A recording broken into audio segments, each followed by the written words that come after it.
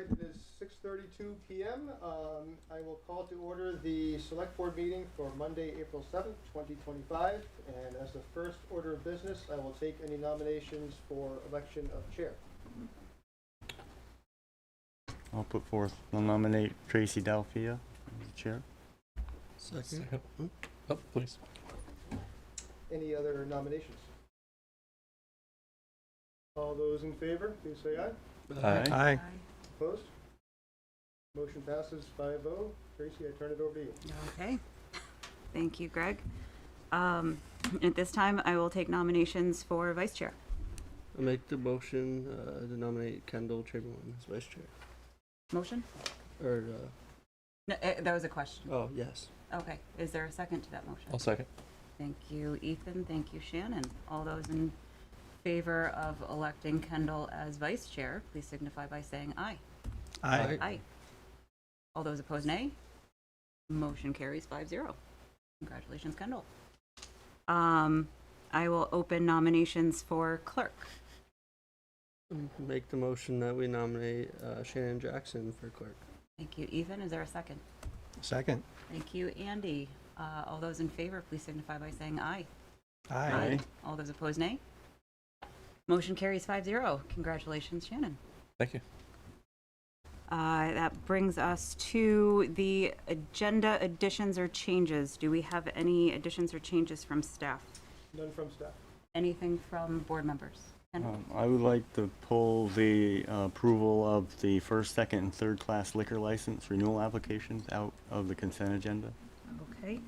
Any preference on where that goes, or can we throw it on 7J? Yeah, wherever it fits the best. Okay. Any other changes from board member Shannon?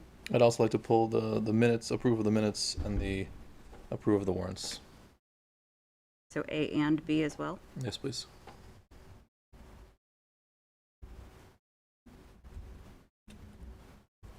J.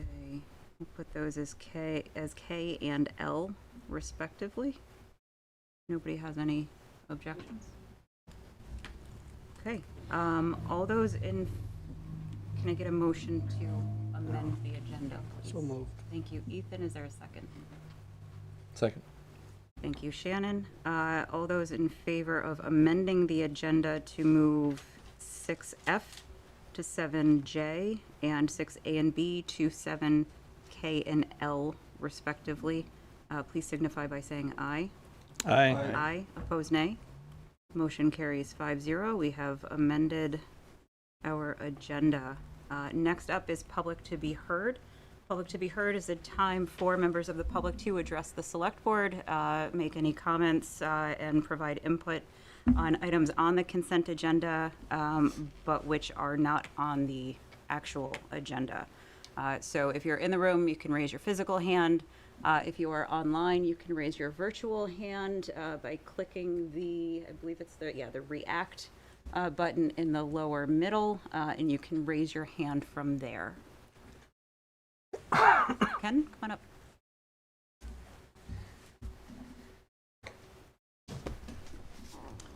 Good evening, Ken Signorello, town residents. You may have noticed this year we had the typical political signs for our election, but this year in Town Rights of Way, there were additional political signs for a different municipality.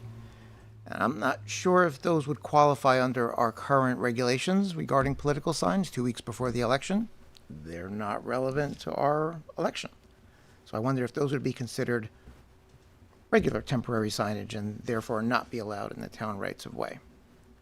So I was just curious about that and thought I'd bring it to your attention and maybe you could look into it and see how that works. Thanks. Ken, interesting question. I assume that's something we can follow up with Nanette on? Probably the Or zoning public office, but works. yes. Yeah. Mhm. Okay. Can you include me on that response? Yeah, I'll let everyone know. Great. Once we get an answer. Yep.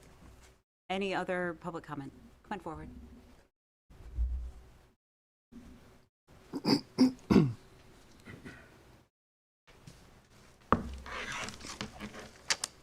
My name is Robert LaLancette. I live on West Sleepy Hollow Road, and I'm not sure if I just want to make a comment about this distribution center, which is going in up on Saxon Hill.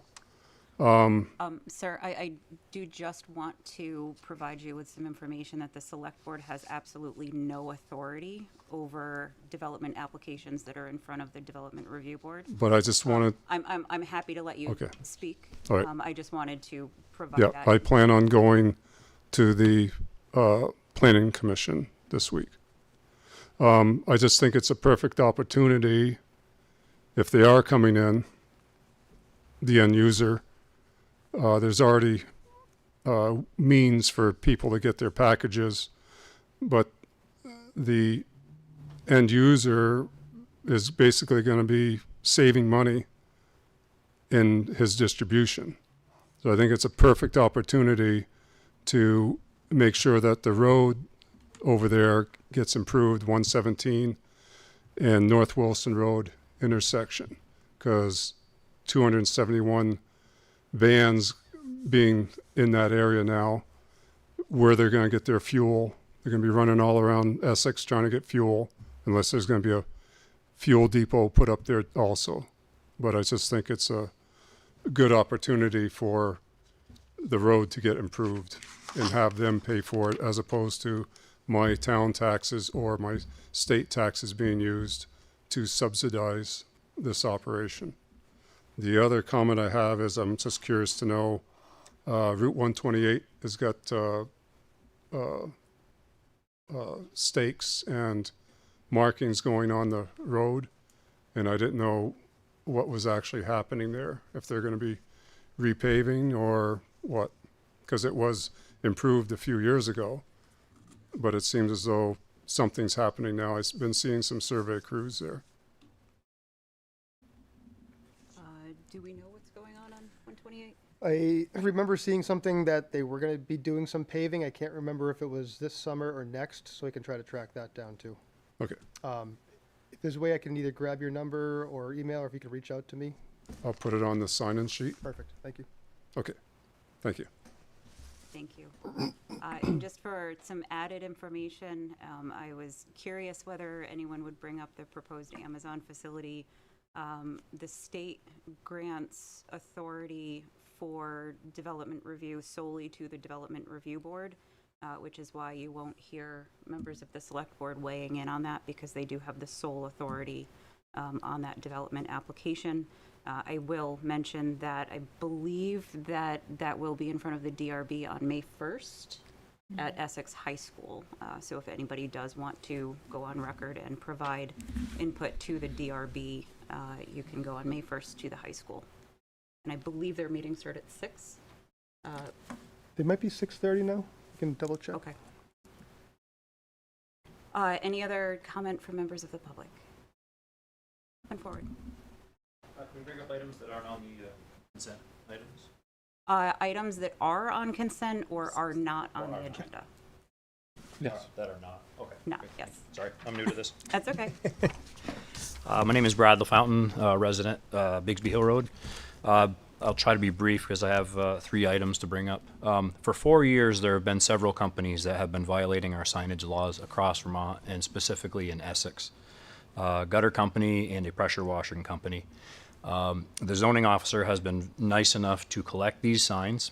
Essex residents are paying for this officer to go out and honestly waste her time picking up people's roadside trash. She gives the signs back. He immediately puts them right back out again. They're on Saxon Hollow. They're on River Road. They're currently up by Brownell Library. She'll give them back, and he'll put them right back out within a week or 2. They've been putting signs out across Vermont. South Burlington, I've volunteered my time, as I will volunteer my time in Essex. South Burlington throws those signs away. They don't even get them back. V-Trans or V-Trans will pick up the signs on the state highways, and it's dangerous for our road crews to have to stop mowing, get out of their equipment, risk their safety, and pick up these signs. A lot of them, honestly, because I've been reporting these signs across the state. They get frustrated when they just mow them over, and then the signs, the microplastics, end up in the environment and they end up in ditches. So I would ask that our zoning officer get some help in enforcing this. Now, the statewide fine is $100 per sign per violation per day. So not only could Essex make some money and do some good with that money, we'll also be saving money by not paying people to go pick up roadside garbage. My second point would be we badly need some kind of a panhandling law. This afternoon I was up near McDonald's, Billy Butler Drive, that seems to be a permanent spot for panhandlers. There was a gentleman who was nodding out, and he's still there as of right now. You know, I'm a fairly decent guy. I'm in good shape. I was uncomfortable. I rolled up my window. It's very uncomfortable having people, you know, look through your window and beg you for money. Lowe's is another permanent spot. I would propose that if we can, propose a permit fee. Make it $500 or $1,000 to legally panhandle. That would potentially solve the problem and would be enforceable with fines or removal. It also brings me to my third point that, and again, I don't know if this is possible. Vermont and Essex, especially property owners, we need better protections. We need some kind of purple paint law. I own property in the state of New York. We had a trespasser come onto our property and was doing illegal things, specifically with hunting. We called the local police. They found him, and he was given a court date right on our property. There was no messing around. He received a citation, and it makes things safer for us. There's a property that was vacant last summer right across from Sweet Scoops in Essex. They were from out of state. They had asked the landowner if they could pitch a tent for a week. They ended up staying 5 months. The owner contacted Essex PD, and they said that he would have to evict them. He simply waited until November when they got cold, packed up their tent, and drove away. I'm concerned that with all these homeless encampments that are popping up on Essex, it's a huge safety concern. We have had, as a business on Allen Martin Parkway, we had 2 catalytic converters cut off of our 2 dump trucks. It cost me $10,000 for 2 catalytic converters. And I've seen a lot of things in the Essex community page about bikes being stolen and just safety issues. Letting these encampments and stay is affecting public safety. We had an illegal deer shot on our property on Bigsby Hill Road last year. And as per state law, you have to have signs roughly, I believe it's 400 feet apart. All the signs have to be properly lettered and dated every year. That is not sustainable. We own 100 acres. We have to literally walk through a swamp. The water's in 4 feet high. We have to mark out all property boundary changes. I called in a game warden. We found where this person had illegally shot the deer. They knew who he was. They told us that one of our signs didn't have the proper date on it, the year, so they would not go after him and they would not give him a citation. So he was allowed to commit an illegal act on our property because we didn't have 2024 on one of our signs. So now all of our signs read 2024 all the way down to 2050. We just wrote the dates on it, and hopefully it'll stay. But basically, somebody could come onto our property without us knowing it, pitch a tent, and we would potentially have to evict them. So we need, if we can, these laws need to be in place to protect property owners as well as other residents and renters in the town of Essex. Thank you. Thank you. Any other comments in the room or online?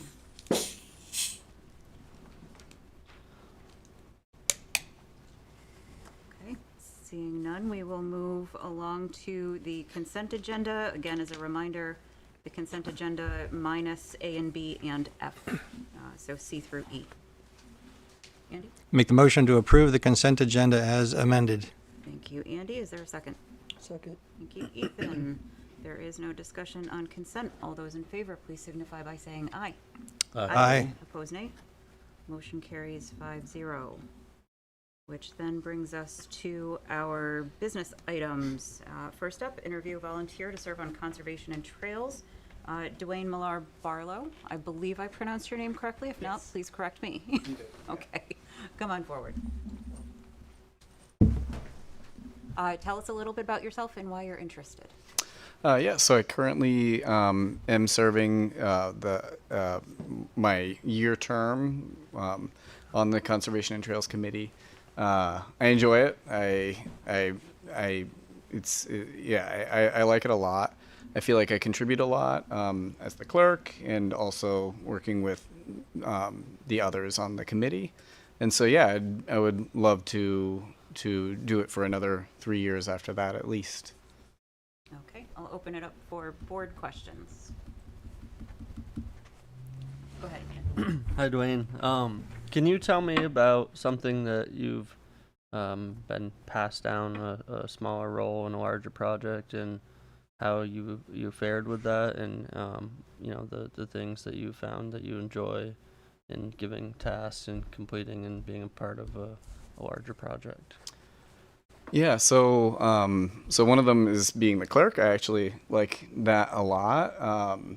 I won't cling to it forever, but for now, I enjoy it, and I feel like it's actually a very obviously helpful thing that I'm doing every week.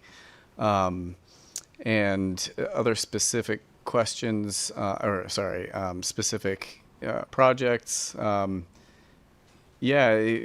Just one of the things that I worked on with Betsy Dunn was relocating the trail in Matthewtown Forest to avoid the easement issue, where the lack of an easement where there was a public trail. And I loved doing that. I was out there with my son and looking for old paths through the woods, and that worked out. It's been blazed and people are using that now.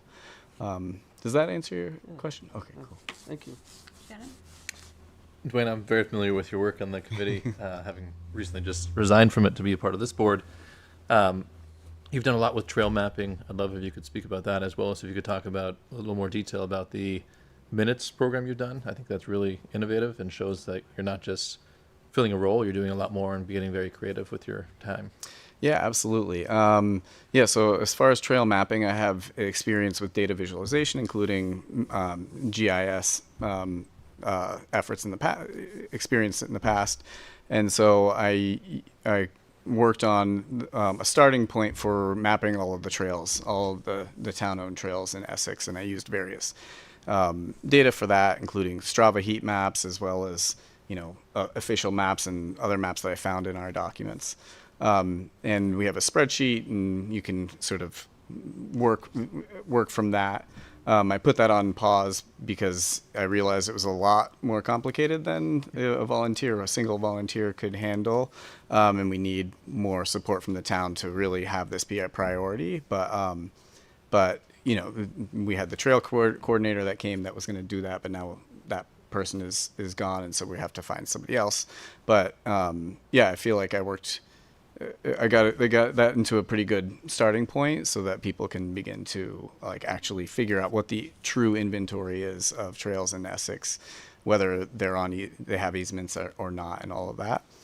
And then as far as the other item, and this is not as a committee member, but I learned from being a clerk that there is so much information in these minutes that these are all throughout Vermont. Every different board in Vermont is producing these, and they're often pretty hard to find information from. And so I I created a website. Me and my wife actually are working on this full time now, that will automatically get the minutes and other documents, ordinances, a lot of documents from every board and committee, select board, city council of every municipality in Vermont. And right now we're about a third of the way through the municipalities. So we have about 87 municipalities online working right now. And that's available on localminutes.org. It's free. We want to keep it free, where it's donation based. And so we're working on figuring out. But basically the way it works is it does a lot of data processing that ultimately allows you to ask questions in a plain language like ChatGPT for these meeting minutes. And it's been really helpful as a new committee member to use, where people will refer to a development or something that I just have no historical context on, and I can type it in there, ask it what it is, and I get, you know, basically back to our meeting minutes where they cut off in 2009, I think, on the website. I can have a full history of that development. That was something I probably would have never occurred to me to do if I hadn't been on the committee as the clerk. And as a follow-up to that, what are you looking forward to in your next term if you were appointed to this board to continue or to dive into next? Yeah, so it's really fulfilling to me. I honestly think I could just keep doing it forever if people found that I was being helpful. And yeah, I kind of think it's the perfect amount of commitment for me with 2 kids, where it's not too much. I'm not, you know, it's not overly demanding, but there are plenty of things to do. I look forward to helping get the trail caretaker program collaborating with Duncan Murdoch and the folks at Intervale, who I met, who he has offered to set us up with a dashboard on ArcGIS as long as we have trail maps ready, and they have a system that we can sort of build on top of, and I would love to get that going, which basically leverages all of the volunteers and people that use the trails to help report issues, do light maintenance, and you know, and it's also building on something that's already existing in Burlington Wildways and Intervale. Excellent. As an engaged, happy, continuing member of the committee, I have no questions. Cool, thanks. Yeah, and given that, right, you've only been in for a year, we've already grilled you on a bunch of other stuff, so I'm happy with what I've heard tonight, so thank you so much. Cool, thanks. Before I get to my one question, I am fascinated by the local minutes concept. Is it okay if I reach out to you separately? I have questions about back end and storage and as a technology professional. I would love that. And honestly, I've worked in technology for 20 years. And it's one of the most exciting things I've worked on, because so many times technology has a lot of promise, but doesn't quite get there. And this actually constantly surprises me with how useful it is. So I would love that. Yeah. Awesome. My only question is, do you have any questions for us? I don't actually. Okay. Yeah. Okay. Would anyone like to? So, question: we are in the phase where we're collecting interviews before we do at the end of just before July 1st, we would. Yeah, so we're targeting the second meeting in June would be when you make appointments. Right now, we go through the process starting now until June. We advertise for seats that are open, their terms are ending. We do all the interviews. We do have one exception tonight where there's a seat open right now on the Energy Committee, so that could be a potential appointment tonight, but the rest of them are most likely to be, most likely to be interviews with the appointments happening in June. So this position, we would be appointing for July 1st, 2025 through June 30, 2028, should we choose to take action this evening? Staff's recommendation is that you go through all the interviews first before you make any appointments. Okay. All right. Thank you for that clarification. I somehow missed that. So, Dwayne, was that clear to you as far as what the timeline is? We're just compiling them all. And then appoint sometime before July 1st. Yep. I believe the Conservation and Trails Committee has 3 seats open. There might have been a typo. There was a typo in the memo that said 4 seats, but 3 seats. And this is the practice that it's been for the past, I think, couple of years at least, of just going through the interview process to make sure everyone who's interested has a chance to step up and apply. Awesome. All right, so you will be hearing from us. Thank you for taking the time, and thank you for your service over the last year. Awesome. Yeah, thanks everyone. Thank you. Thanks, man. Next up to serve an interview to serve on the Essex Free Library Board of Trustees, Mallory Longevin. Apologies. I don't know how to follow making a website with all the minutes, but we'll try. Hi, I'm Mallory. Tell us a little bit about yourself and why you're interested. Sure. So I'm very extroverted, so I'm going to talk for a long time. So you just tell me to stop whenever you want me to stop. I am originally from Maine.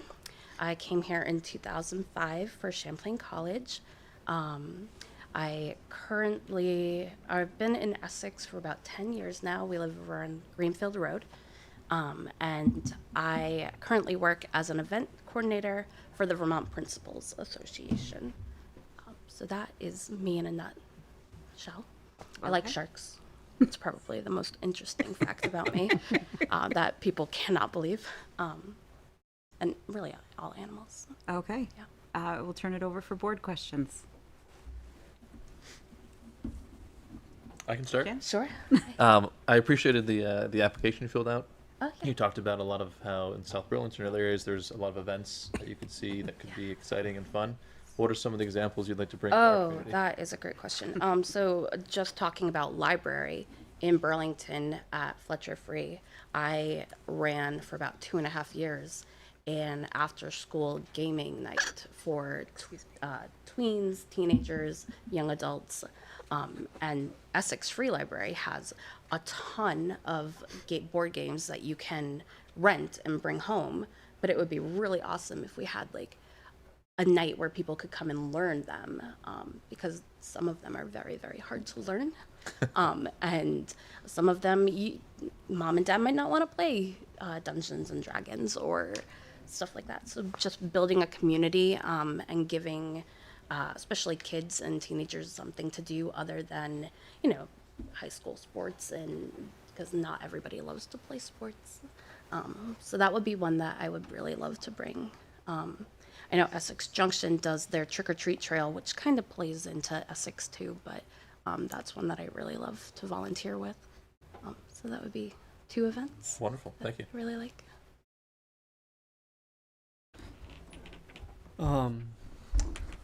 I was gonna ask you something about the library, but now I'm gonna change my question a little Sure. bit. But, have you attended or are you aware of kind of the flow of the organization and the meetings of the library trustees? I have not, no. I was gonna ask you about the library and what you loved, but I'm I mean, guessing you I've love gone to the recreation parts of library. it, and, as well as shark books. One of the things that I really love, and it's going to sound really, really dorky, but I have rented the ghost hunting kit Oh, from Essex Free Library several times, and it's kind of spooky. We've gotten a few things. That is one of the things that I really love over there. One of the things that I love about Vermont and our libraries is the interlibrary loaning. Like I just got a book from, I want to say it was Hyde Park, that was delivered to Essex Library, and I just went and picked it up, and it was great. So I didn't have to go buy that book that I really wanted to read. Awesome. Thank you. Sure.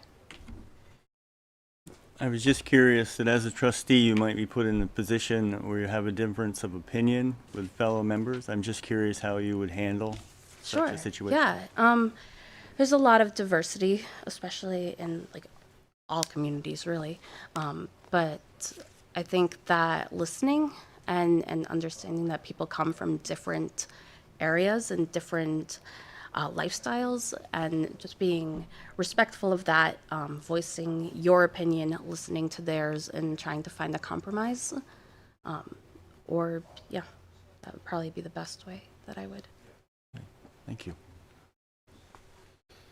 All right, so first I have to disclose that my wife is the current chair of the library trustees. Oh, So really? just, That's just, amazing. but my asking you these questions does not represent any kind of conflict of interest. So, one of the things, libraries in Vermont are very unique. Many of them have odd governance models. Okay.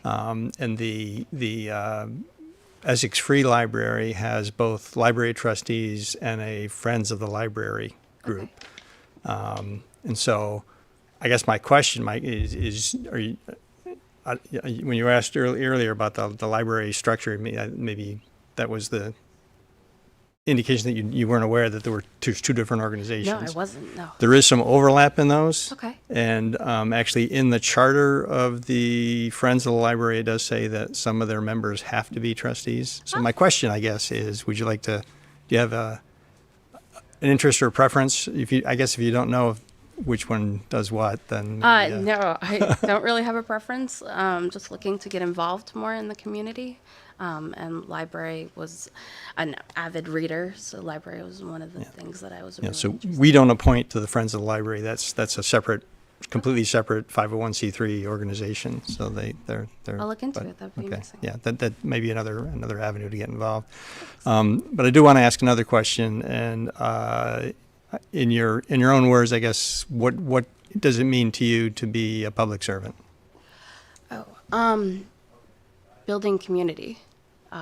I think that schools, libraries, they're like the epicenter of communities, and that it's just building community. And I love the volunteering aspect when I was volunteering with Burlington, and volunteering for Parks and Rec. Just seeing like the kiddos like year after year come with their costumes and recognizing them and like recognizing people.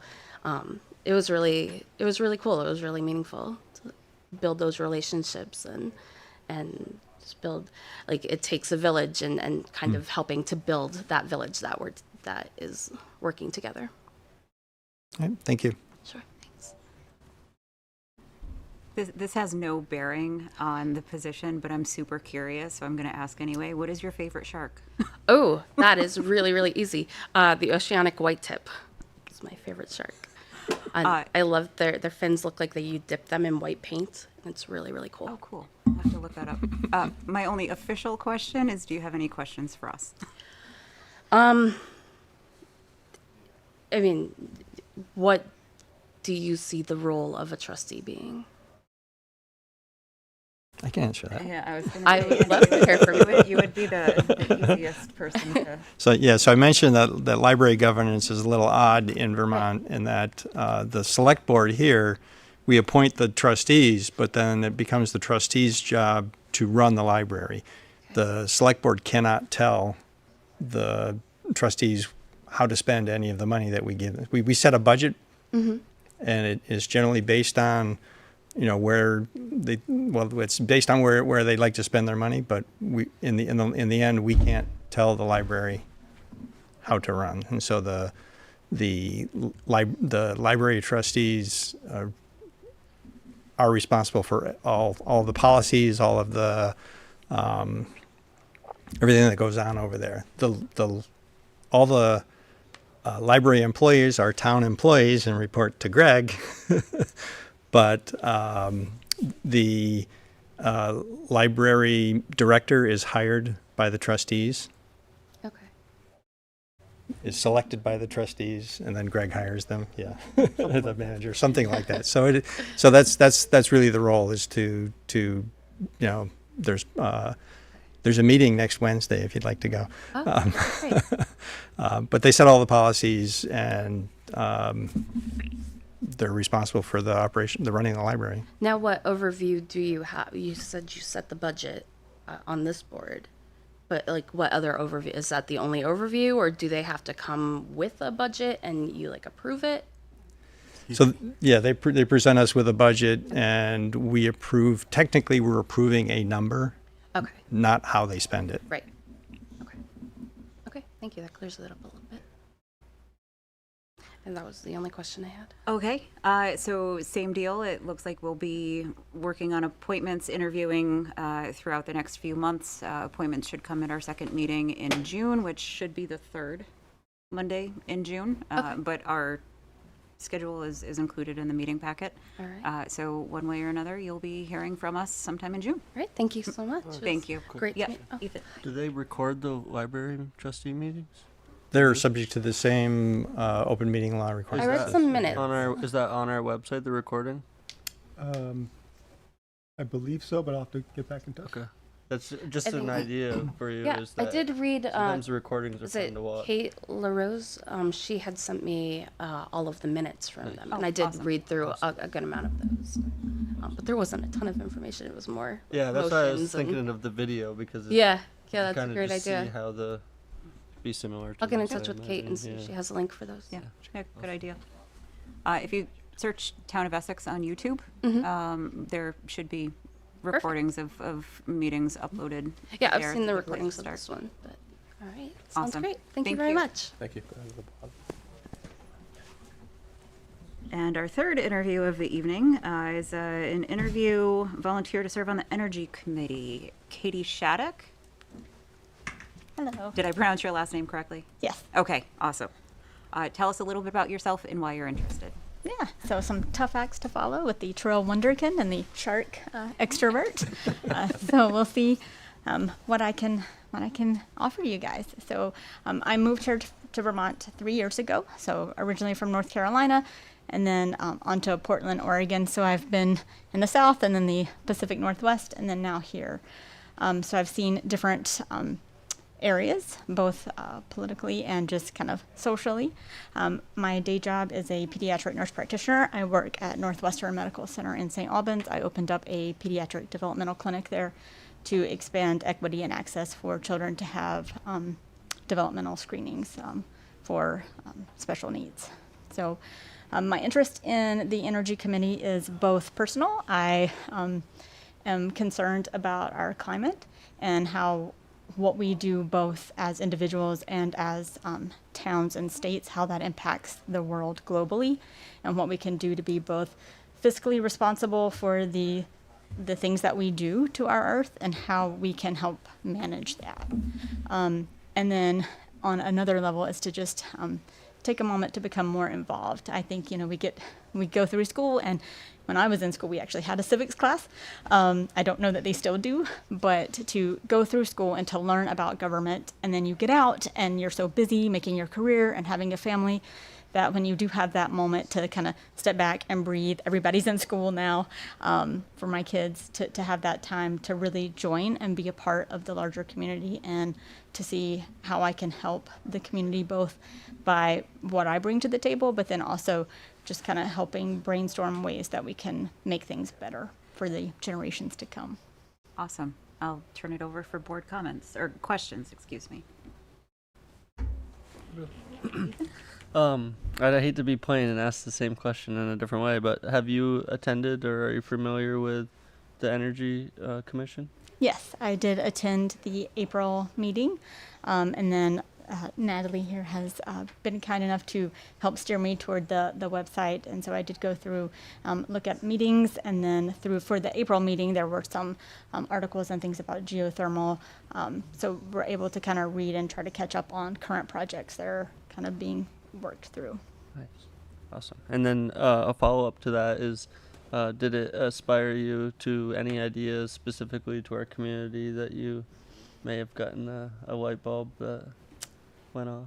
Yeah, I mean, I'm very excited about the new town project that's going to be up near Old Stage Road. That's kind of in the works, and thoughts around how to make that more energy mindful, and both in terms of just the building itself, and then how to all of the heating, just all of the different aspects that go into that. One of the things that I've thought about and briefly spoke with Natalie about. When new projects come around, new buildings, those kind of get thoughts about how to make those more energy efficient. But is there anything in the works, or could there be anything to kind of do an energy needs assessment for the current buildings that are there? And, is there some that are more of a drain, more of a cost? And are there things that can be done to kind of help that? And it seemed like that hasn't really been done yet, but seeing if there is anything that could be done in that works. Kind of taking, when I was in North Carolina, we would do a needs assessment for healthcare. So we would go around door to door to every house and kind of look at what their ages were, what they access, what they would like to access, talking about like parks or schools or things like that. Is there a way to kind of take that similar idea to the town property and businesses to see are there energy needs that just aren't being met yet? Awesome. Thank you. Shannon? Building off of that, well, two-part question. Have you ever served on similar boards focused on energy or things like that in the past? No, but I have always enjoyed kind of all of the STEM stuff. I love reading journal articles and kind of keeping abreast of new developments. So I think that this is similar to kind of what I do in my regular job, Sure. but also something new and exciting. I really enjoyed what you were saying about the kind of energy audit type aspect, not just the new construction. What fuels you to be interested in this? There's a lot of aspects of government you could be focused on. Why the Energy Committee?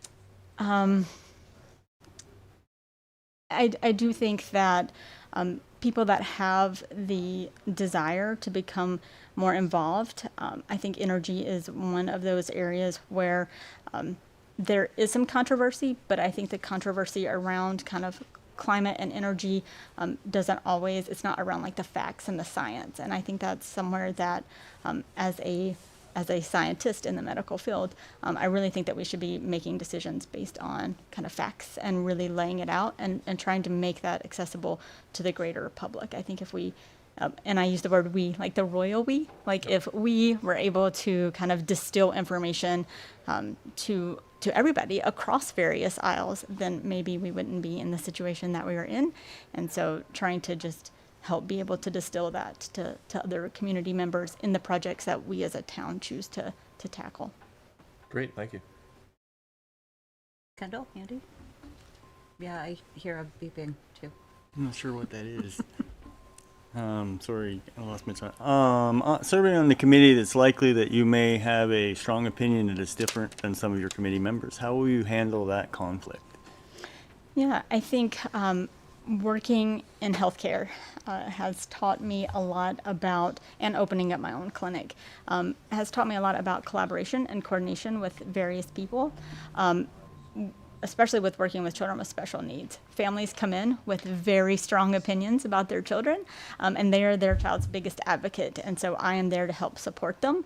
And it is my job to listen and then to try to figure out what are the things that we agree on and what are the areas that we may have some differences and how can we work together for the good of the child. And I think that is a similar thing. So being in a committee, everybody has their own kind of biases and their strong opinions, but what can we agree on? And then how do we go from there to try to make plans that will serve the greater good?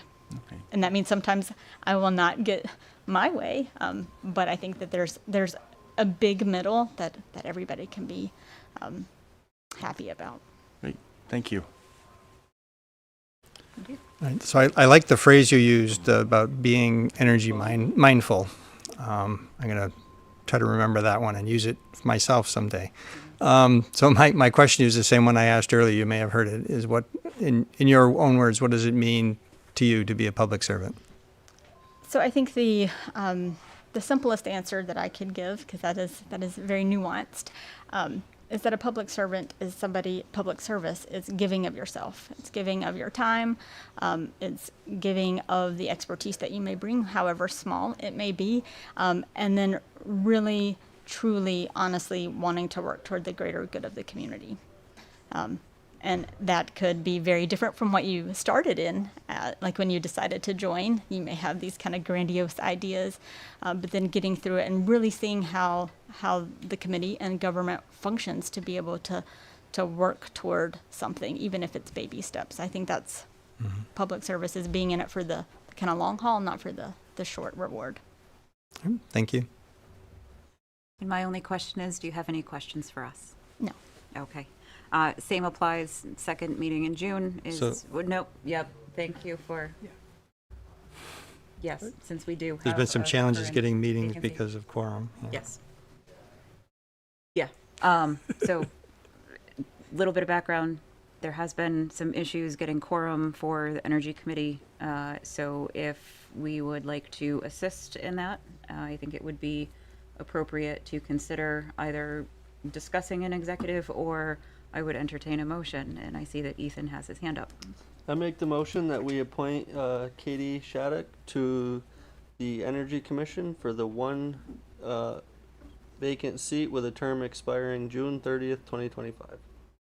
That's like a couple months from now. Yeah. I know. Are we gonna extend it? We have previously, so that we don't have you come back in for another interview for the term that we're currently interviewing for during this time. So while it's the board's will for what they want to do, we have done that previously. Okay. So, forget I said that. I make the motion that the select board appoint Katie Shattuck to one new 3-year term. Oh, that's not gonna work. Let's go for this. So let me go with this. 26. I make the motion that the select board appoint Katie Shattuck for one vacant seat with a term expiring June 30th, 2025, and a continuance of a new 3-year term from July 1st, 2025 through June 30th, 2028. Does that work? That Because we works. have to appoint her now. Okay. But we want to give her 3 years and 3 years and 3 months. I Does that would work? second that. Work? Okay. All right, so thank you, Ethan. Thank you, Kendall. Any discussion?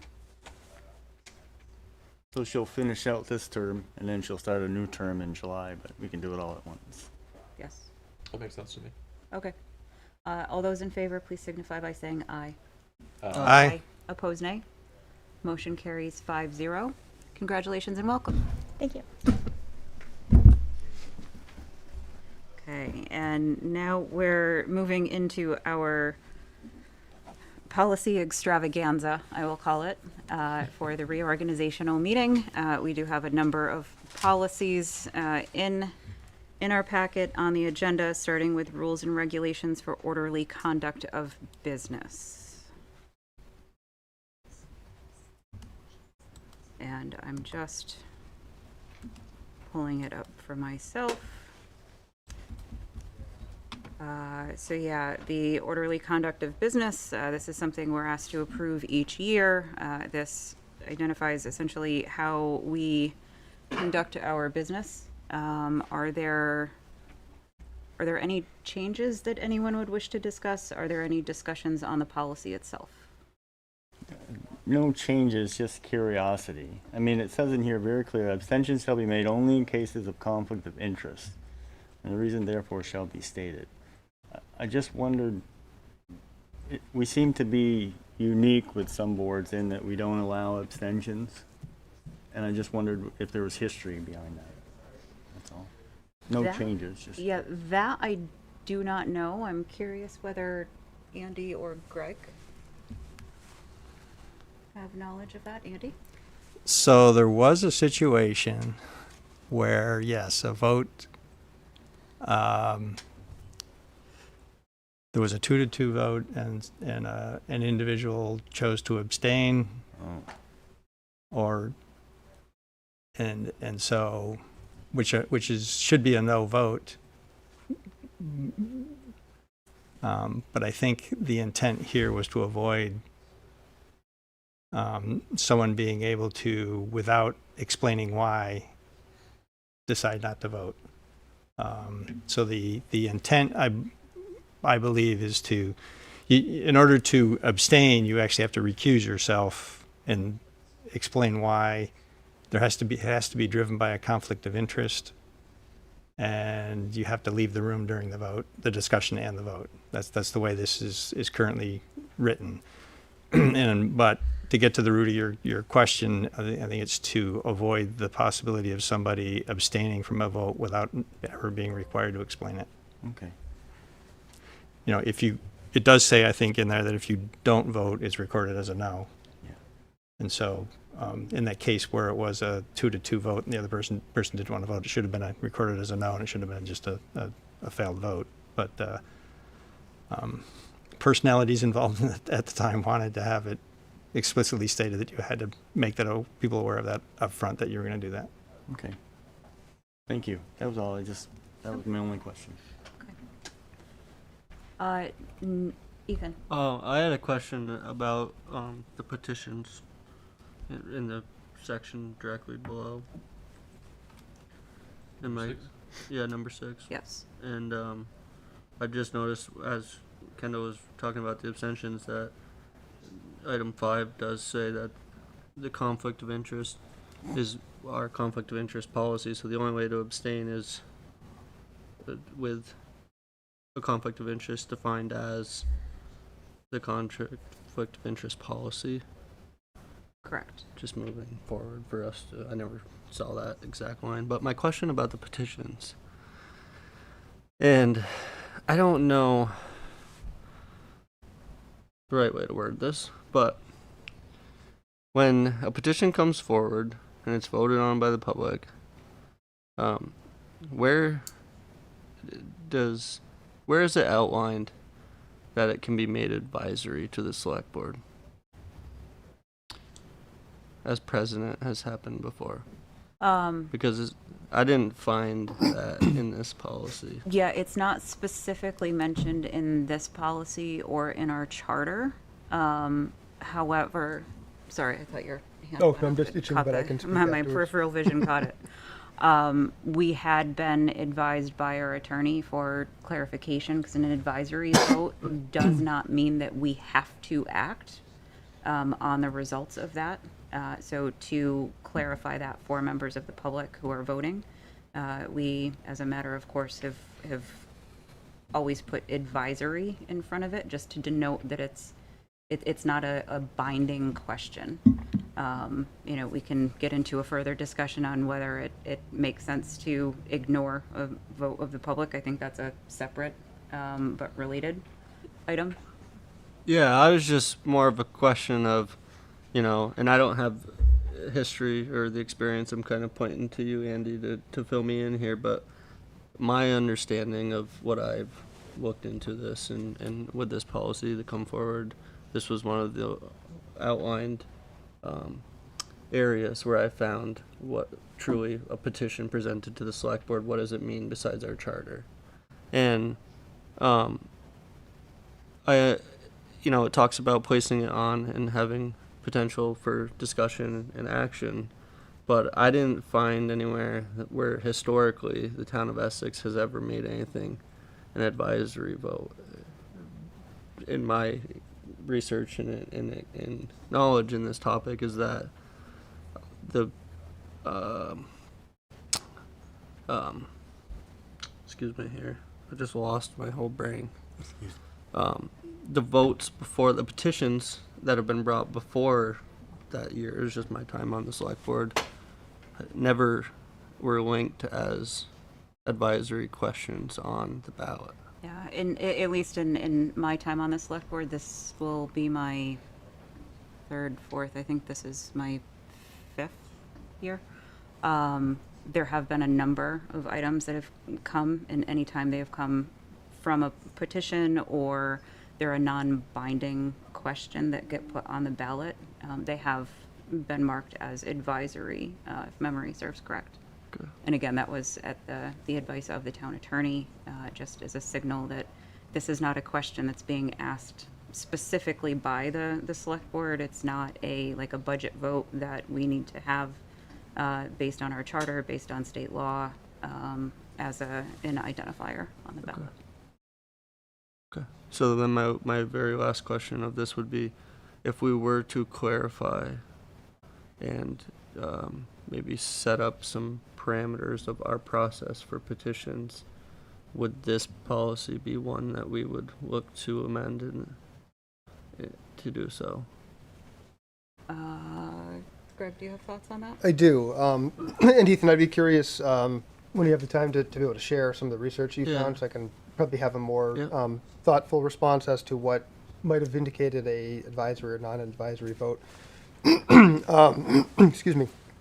When I look at this too, I mean, the way I read this is not necessarily for a vote on the ballot. Right. A lot of what governs what gets on the ballot is our charter and state law. Right. And so I read this as being, 10 or 15 people. I think we had a petition not too long ago about traffic on Sand Hill Road, or at least enough people expressing interest. There was, I think, 30 or 40 people maybe who signed it, and I'm probably wrong on the numbers. Right. But wasn't enough to put something on the ballot. And even if it was enough, is not really a defining action that can take place. So I'm thinking of two of the more recent ones were about the staff salaries and the tax stabilization agreements, printing those in the town report. There is nothing in statute that says that has to be done. I think it'd be wise for you to, and you did, and we did, take the results of a vote like that and act on it. But the advice from the attorney at that time was because there's nothing statutory that says you have to do this, to clarify to the voters that it's advisory.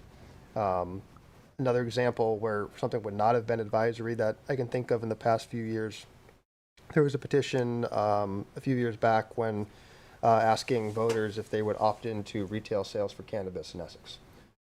They did not get the sufficient number of votes to get that on the ballot, but I think they presented it to the select board, if I remember correctly, or at least to the town, and the select board made the decision to put that on the ballot. That was going to be a binding vote. So I think it's kind of on a case-by-case basis. Is it a statutory thing? Do they have the requisite number of signatures to get on the ballot? Is it residents who are voicing concern together about an issue that they want the select board to take up that may or may not be on the ballot? I can think of some current examples.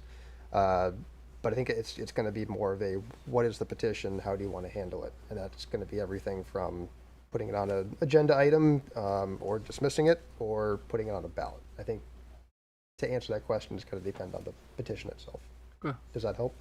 Yeah, I was just, the question had arose a couple times over the course of the years of, the one that strikes me the most is when, before separation, when where's the makeup of at the time, the joint board of, split residence and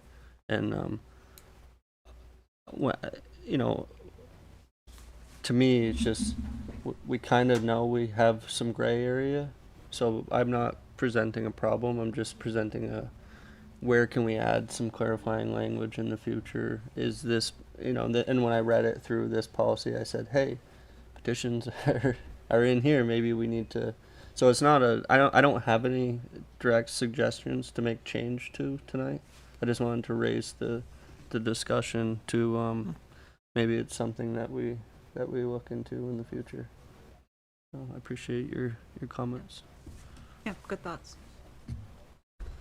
If there are no other questions or comments from the board, I'd like to open it up for public comment on the orderly conduct of business policy, should anyone wish to weigh in.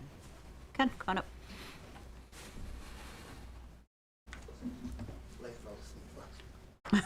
Not good, not good. Ken Signorello. So I hadn't thought about this until Ethan brought it up.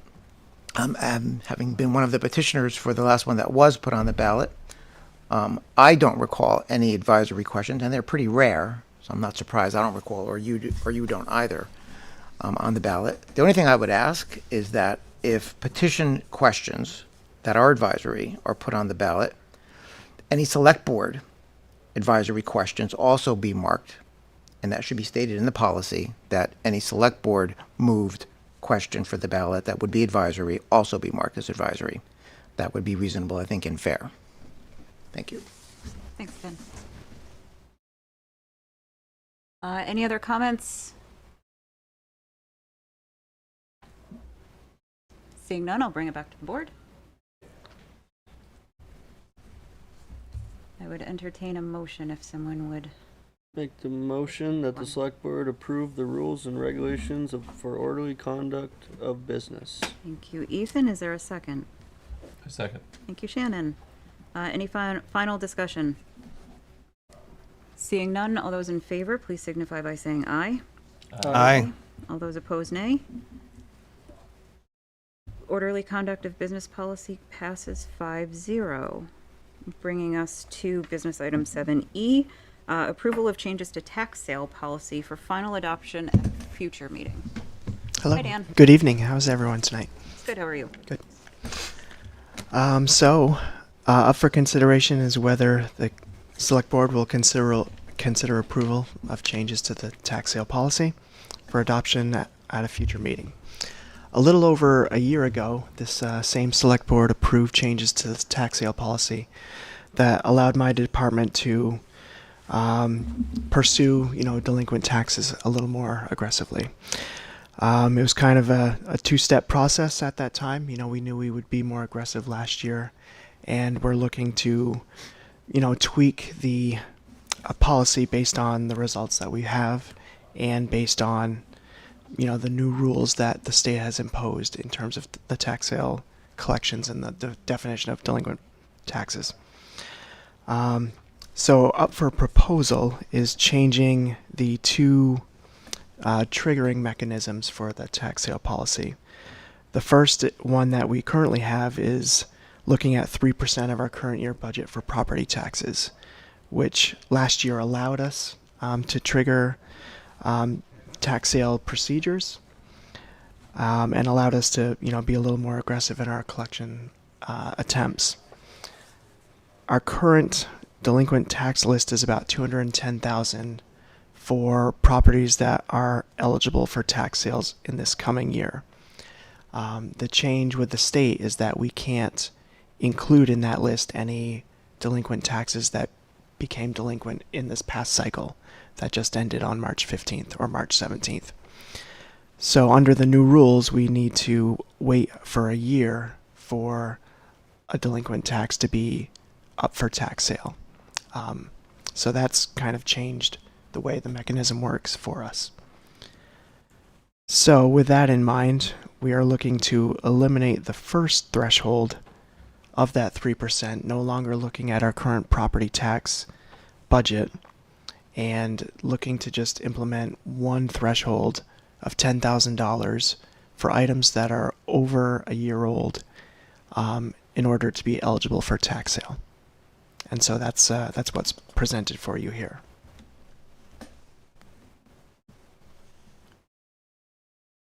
Any questions, clarifications? Awesome. Okay. Long time coming. Great work, Dan. Awesome. Perfect. Any other board questions, comments, clarifications? It's pretty clear. I appreciate the memo. Sure, thank you. All right. Seeing none, I will open it up to public comment on the proposed changes for the tax sale policy.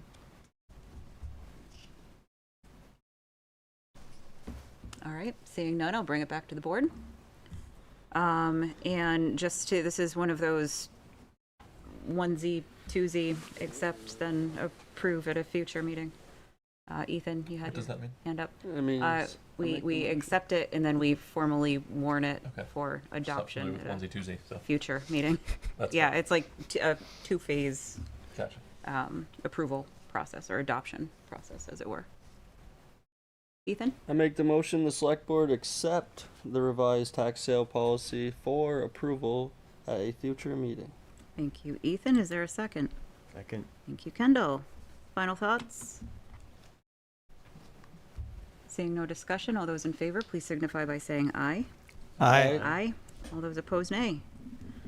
Tax sale policy has been accepted 5-0. Thanks, Dan. Bringing us to 7F, consider approval of the communications policy.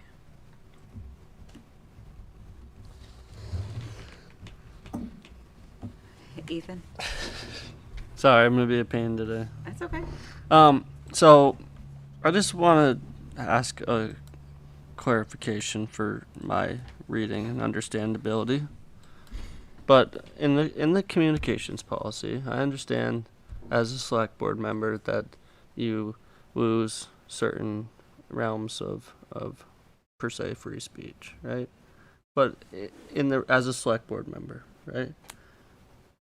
But as an individual who clearly states that I speak for myself when speaking to others, individually, as a select board member, you hold the rights to free speech. That's correct? Yes. As long as it's clearly stated that you speak for yourself and not the select board. Correct. Okay. Or I am here, I am present, I am here solely as a private resident. Okay. I am not here as a select board member. So my question to that is, in this policy, there's references on different types of communications.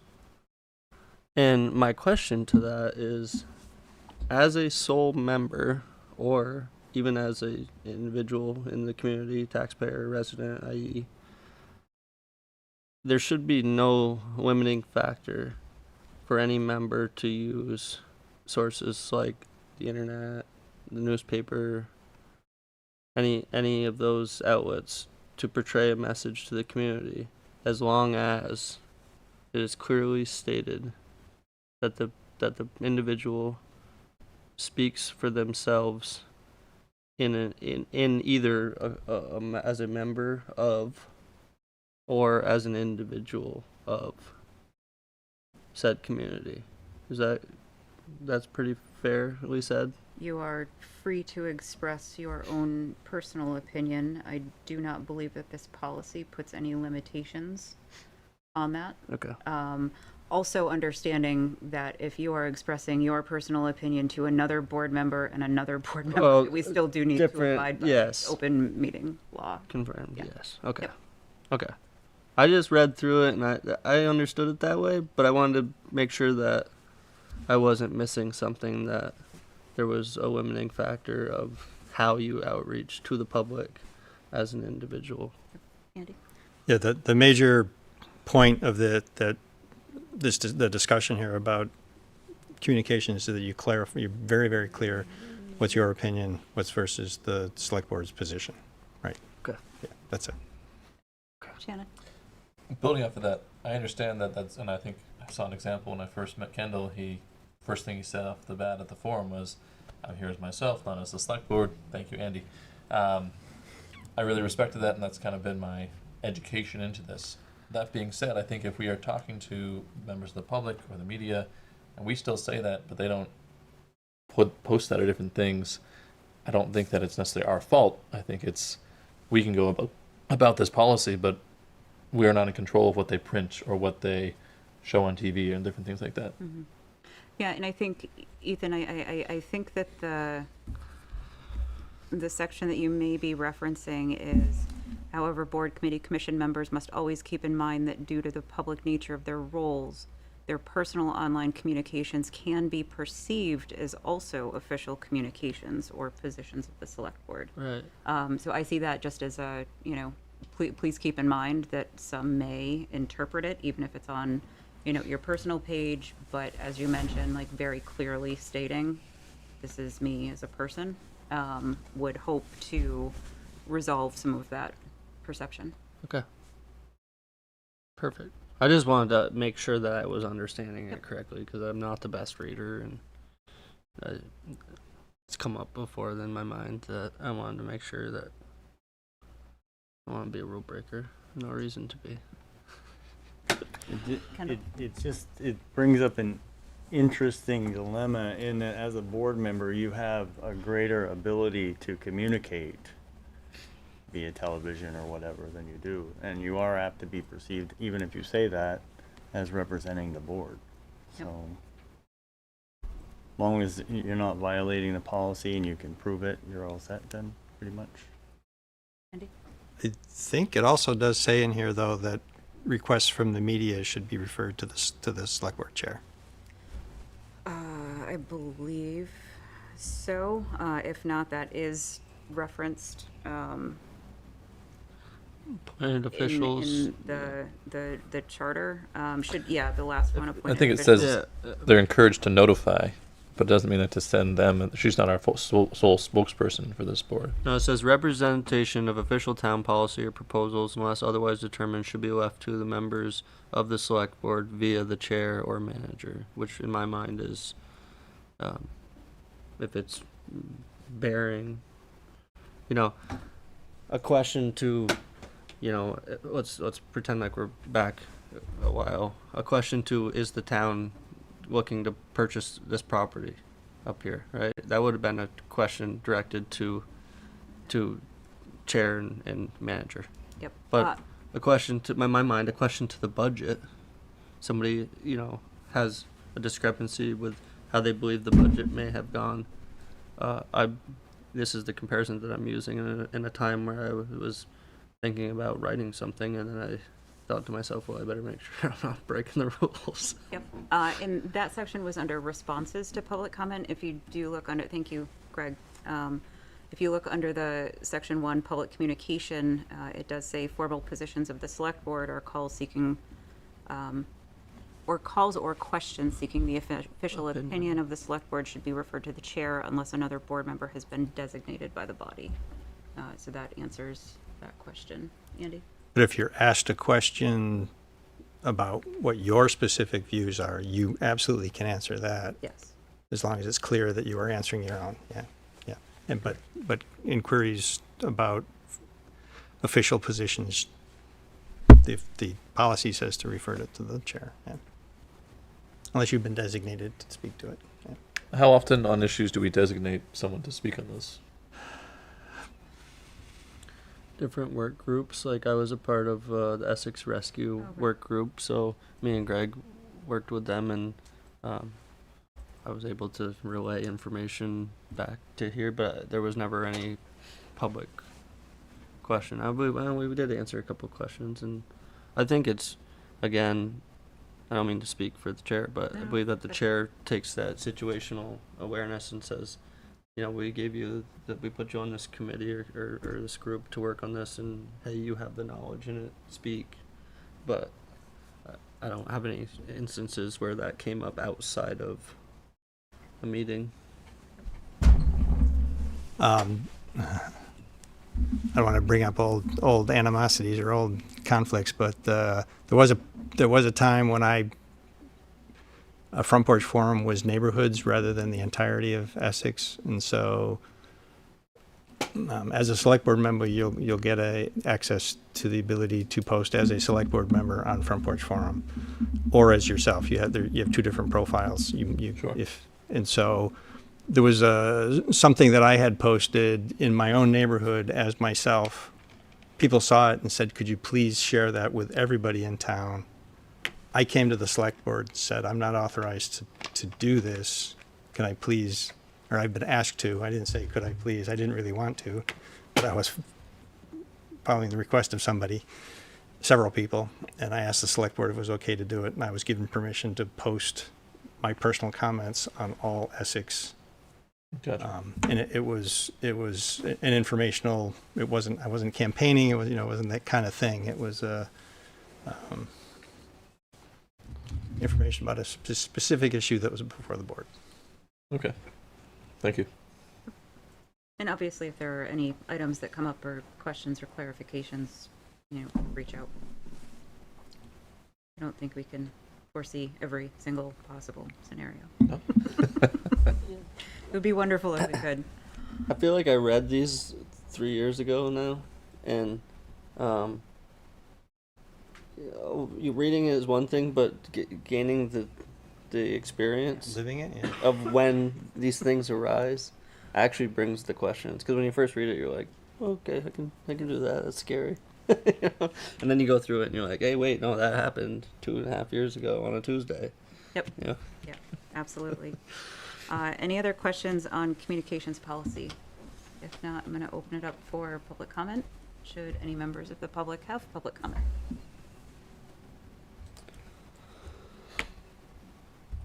Seeing none, I'll bring it back to the board.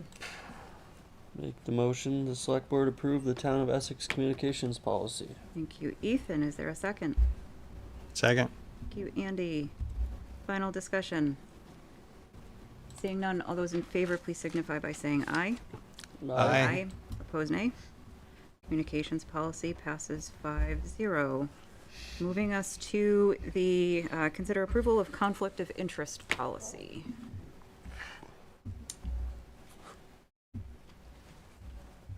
Any questions, concerns, clarifications on the conflict of interest policy? I just had a question for Karen. Is our policy in line with how you'd like to see it for our new, forgive me for forgetting your new title besides. Oh, for ethics? Yeah. We didn't propose any specific changes. I think it's consistent with the spirit of that. Okay. If there are some that arise, we could certainly propose them, but there was nothing that was. That was the only thing I thought of was, I wonder if this fits in with our, Mhm. with our new ordinance that we Good question. approved. Good thought. Any questions, comments? Without any, I will open it up for public comment for the conflict of interest policy.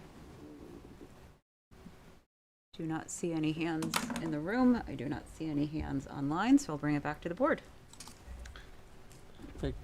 Go for it. No, go ahead. You had your hand. I don't. I'm terrible. I should raise Shannon, my go. hand more. I motion to have the select board accept the proposed conflict of interest policy. Thank you, Shannon. Is there a second? Second. Thank you, Ethan. Final discussion? Any discussion? Seeing none. All those in favor, please signify by saying aye. Aye. Opposed, nay. Conflict of interest policy passes 5-0, bringing us to consider approval of the fund balance policy.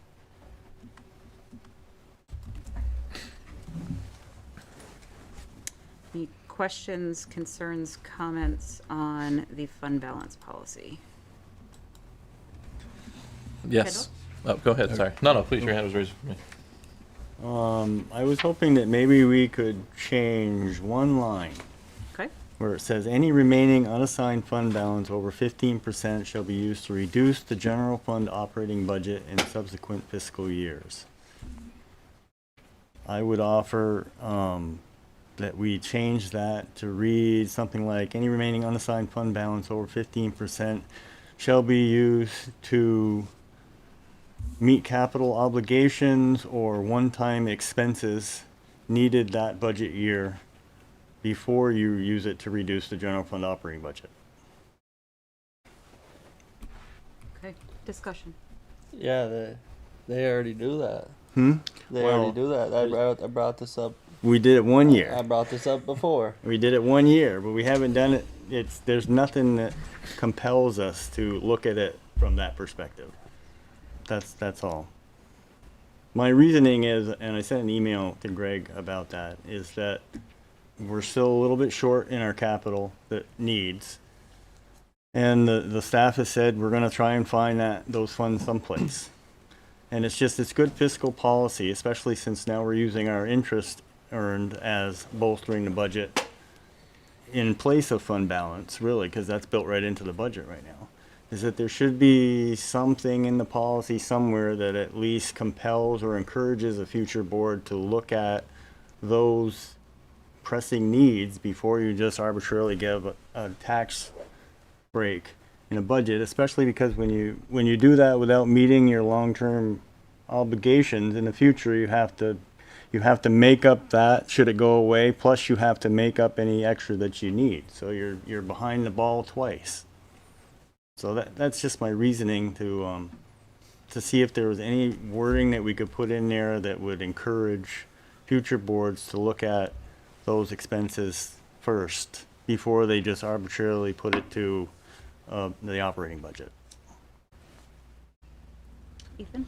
I have asked this question before, and the answer that I got is the sentence before the sentence that you pointed out reads, unassigned fund balance over 15% shall be assigned as needed or appropriate by the select board, preferably with recommendation from the finance director and the municipal manager, and then anything, because originally when I read this, I read it as any leftover money goes to tax reduction. Well, it's whatever's left over after you make those appropriations. And so theoretically, what you're asking for is written judgment based on the rules clarification when I had asked the question. Now, what I would propose moving forward, now that we've gained a lot on our capital, is that the select board maybe should be a little bit more focused on dialing in the budget to the point where we would remove using fund balance for things like capital, when capital is being removed from the operating budget.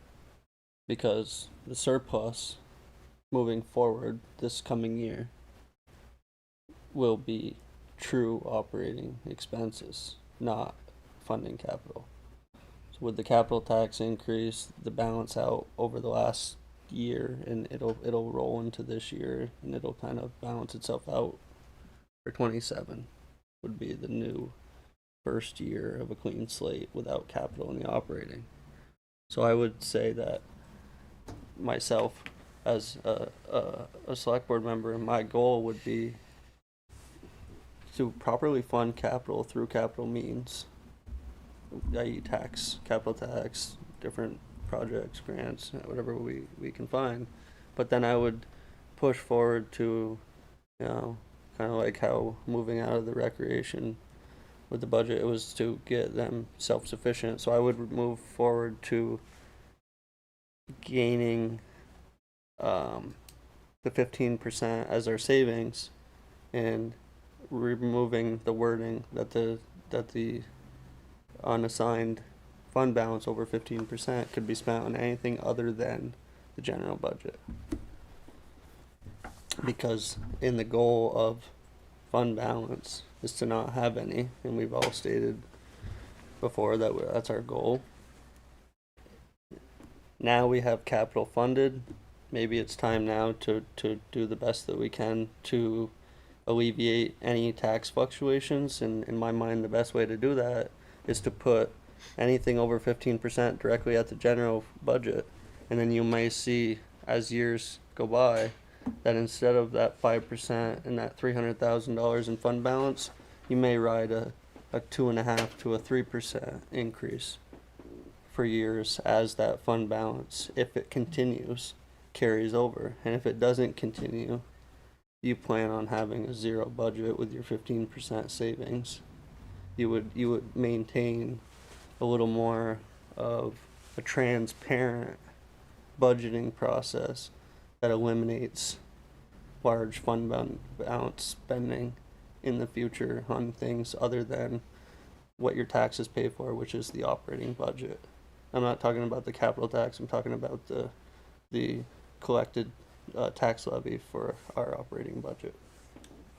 But that's just my kick. I've been thinking about this one for a while. Was there a specific motion or anything on the floor presently? Because I have a different proposal and possibly an amendment to this, but I don't want to step on anyone's toes. Just conversation. So, you know, looking into this, it seems that Essex has had a fund balance of significant amount for the past 10 years. So this isn't a thing that's regularly just like $30,000 here. We're talking about hundreds of thousands of dollars. That's pretty significant.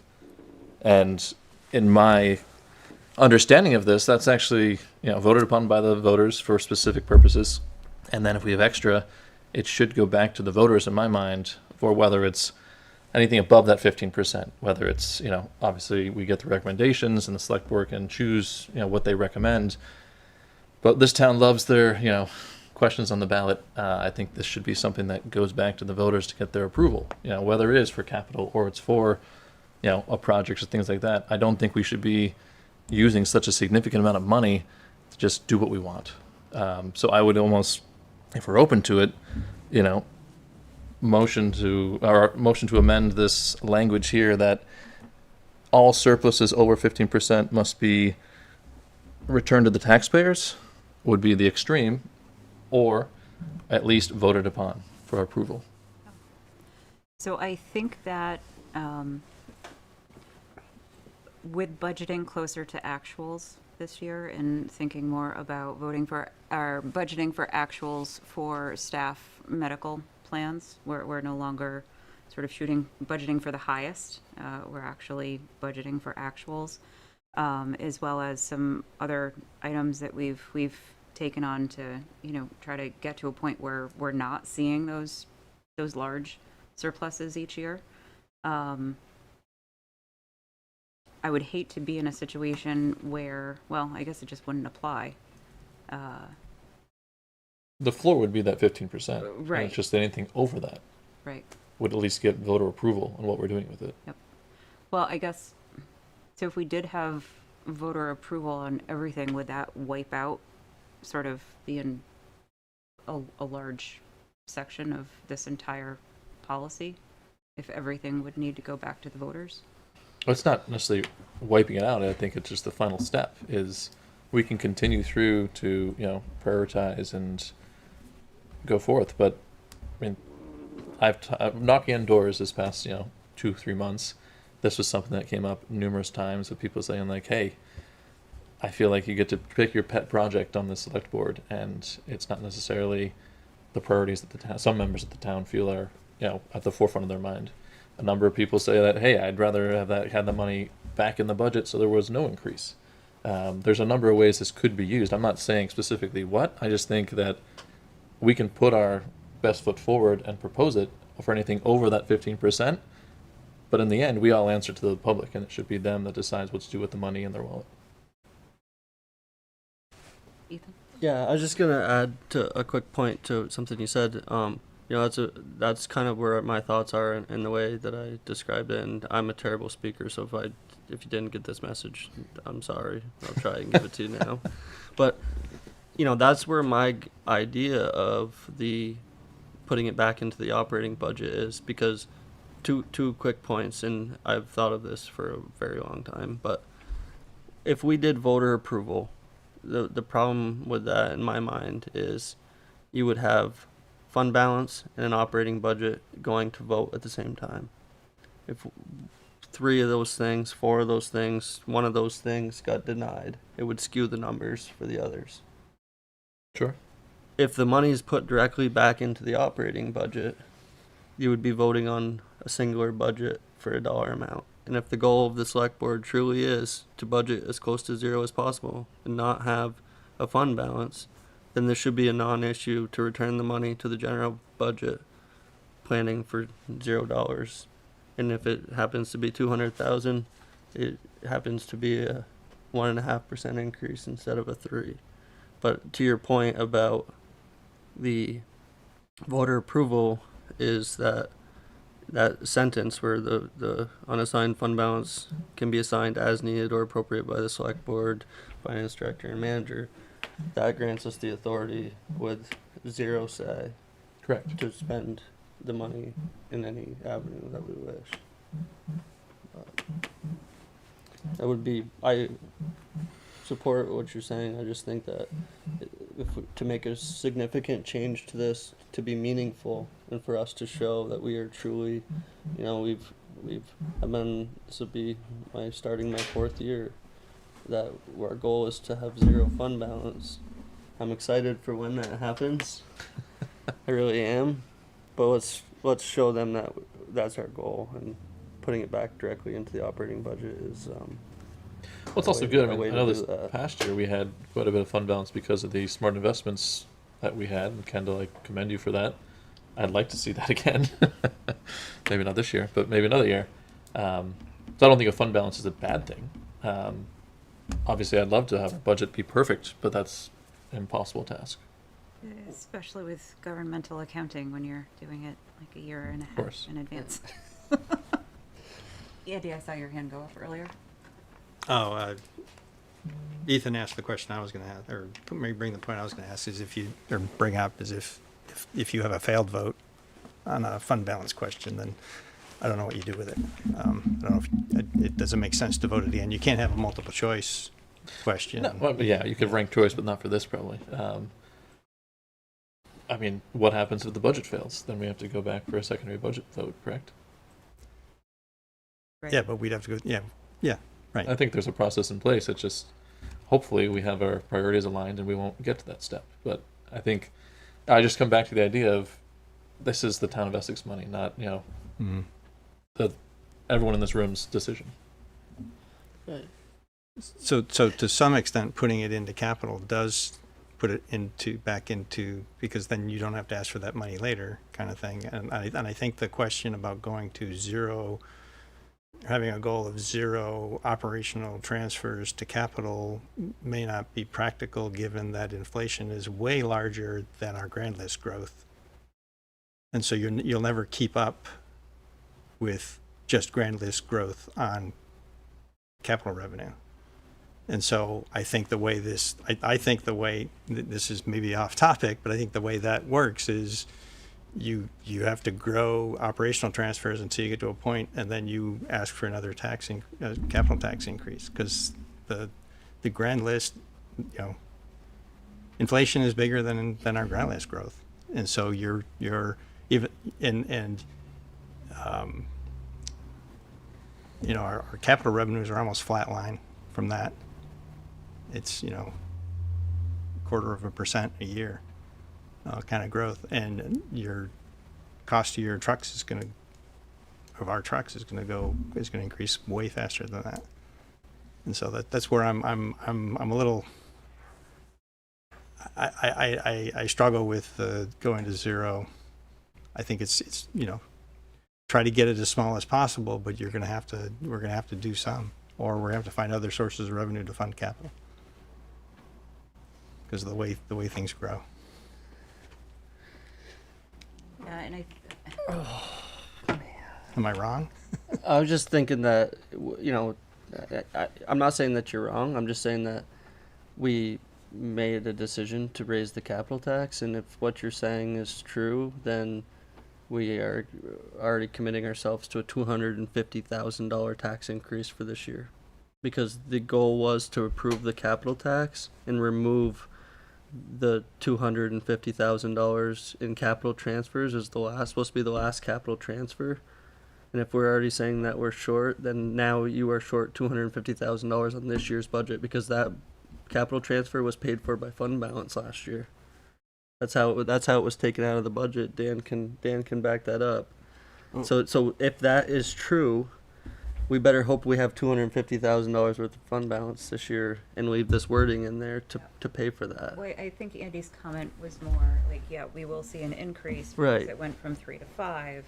Once appraisal goes through, that will have another bump, but in the grand scheme of things, until reappraisal happens again, absent new development, new growth, what have you, those grand list values stay pretty much the same. So Right. you're still collecting the same amount for capital year over year, absent those little, I then don't you- want to call them yeah. peaks or valleys because they're little. Sure. They're more stones and So you'd have to raise your capital tax, not operating transfers. or supplement it otherwise. And one way that we could do it would be fund balance. But we're not going to have any. That is one of our, Well, well, it's one of the tools in the toolbox. Right? I mean, do I think that we're ever going to get to like zero? No, but keeping it as minimal as possible, I think is the goal that the board has mentioned previously. Andy? And there's all kinds of things that are out of our control with regard to fund balance. I mean, how many vacant positions do we have right now? Our trails coordinator left, so that the money that we had approved for that is now accumulating as fund balance, unless we spend it on something else. But I think that there are. I'm not saying that we should have fund balance and plan on it, but it just to say it's going to be zero. I think when our personnel are 85% of our budget or some large number of it, and somebody leaves and you've got a vacant spot, there you go. It's nothing that select board can control. And I think for me, it's, regardless of what we spend it on, that sounds wrong, but if there is a fund balance, when there is a fund balance, regardless of what we allocate that to, in essence, it is decreasing the future load on the taxpayers, because those are funds that they do not have to come up with to fund whatever initiative project. Hopefully it's a one-time cost, so we're not incurring, we're not increasing taxes in future year operational budgets. But like having that ability to be scalable enough to understand like what is the need now, where does it make the most fiscal sense in coordination with our finance director and staff. I personally like to have that scalability, because you never know what's coming down the line. I'll pitch one last thing and then I'll leave it. But to my hearing abilities, sorry, I didn't mean to say it like that, but what I'm hearing is that we have an agreement that taxpayer best resource of taxpayers' dollars is general budget and capital, right? I understand some of the one-time costs, but there's a point of contention with the one-time cost that some things may or may not have been approved townwide in the past years of funding. And the select board ultimately made a decision as a whole to appoint those funds directly. So what I would counter with is that if we kept it to the budget and we plan on capital, right? Any capital shortage in the future can be, I don't know the right word for it, but it can be helped with a capital transfer, operating transfer to capital. So we could agree on the money should go back to the budget, and if the capital's short and there's $250,000 in fund balance and the capital's short 150, you could make a capital operating transfer to capital for the 150, and the remaining 100 could stay. It would just alleviate the individual picking of should we put $100,000 in a fund for a project. Mm-hmm. It would alleviate that to being $100,000 to the capital plan, to the capital fund, excuse me, and then when it comes time for the select board to approve and the community ultimately to come and make public comment, the community could come and say, we don't think you should spend $100,000 on a Christmas tree farm on Sand Hill. I am making something up here, but I appreciate the clarification. yeah, no, not yet.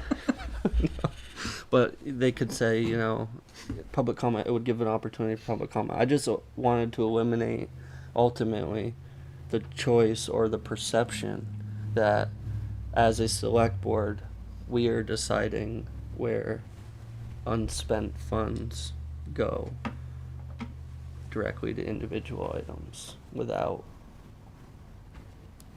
I don't know. Well, and It's my final it's a pitch. valid point, right? Whenever these allocations come in front of us, it's all done in a public meeting. It's warned. It's in the packet. Anybody can come and say, no, I don't think that's a good use of our money. I don't think you should make that allocation. So, yes. I was specifically told that if I wanted to change the fund balance policy, this was the time to do it. So this is my assertion, and if there's common ground, great. And if not, you can tell me to be quiet and let's move along. No, I think there is common ground, at least in this corner. I think that it's very clear to me. There might be some distance to what we're saying, but at least for me, if there are one-time projects, other things we need to do, that's fine. But I still think we need to get voter approval. So, I would love to just amend the language, and I can even propose specific language that, all surpluses over 15% can still be assigned and needed as appropriate by the select board, blah, blah, blah, blah, upon voter approval through, town meeting day or whatever it is. Andy? So, we were going to do that this year with that 250,000. We were going to put it in the budget and use it and have it be a capital transfer. The reason we pulled it out was to save $2,500 on the 1% that we do for human services. I mean, that was why I proposed that we do it that way. And then it morphed into something a little,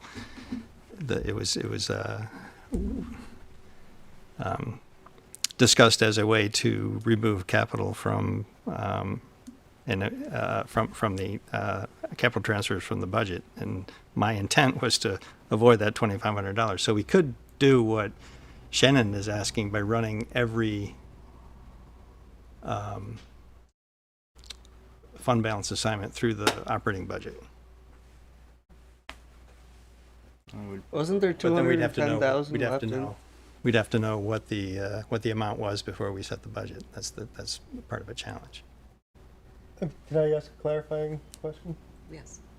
So I'm trying to think of like the one-time expenses. In this upcoming budget, we have excuse me, Catma transportation study, 3 crosswalks, and a rec impact fee study.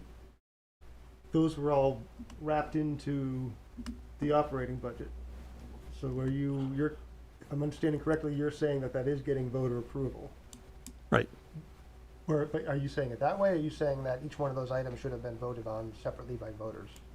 I understand that the budget as a whole gets voter approval, but when we're talking about there's a leftover amount that then we're assigning, specifically it was supposed to be for a policeman that was supposed to be hired or something else like that. That's money that was elsewhere allocated and now we're shifting over to somewhere else.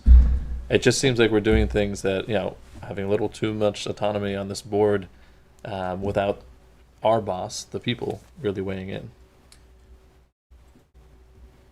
I'm just trying to wrap my head around the logistics of what would get voted on and when. And as a quick aside, you're also elected as the fiscal agents and the fiduciary responsibility for Essex is part of your task.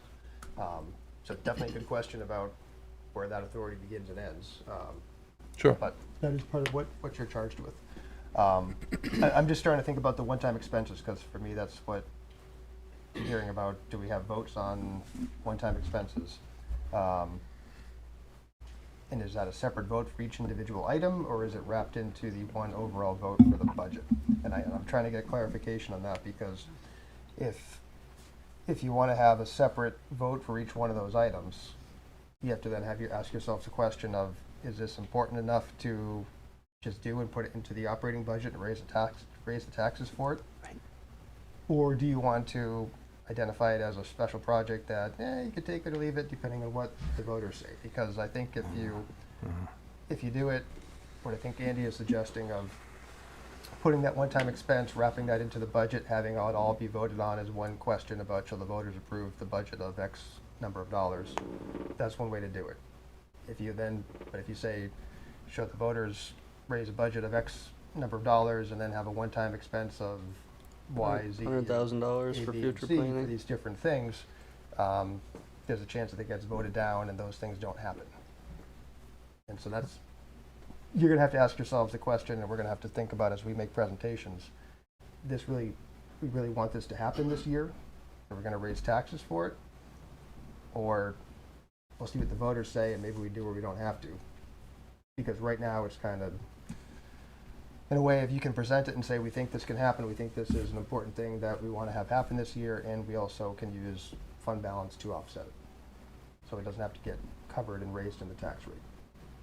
Does everyone understand the dilemma I'm trying to wrap my head around?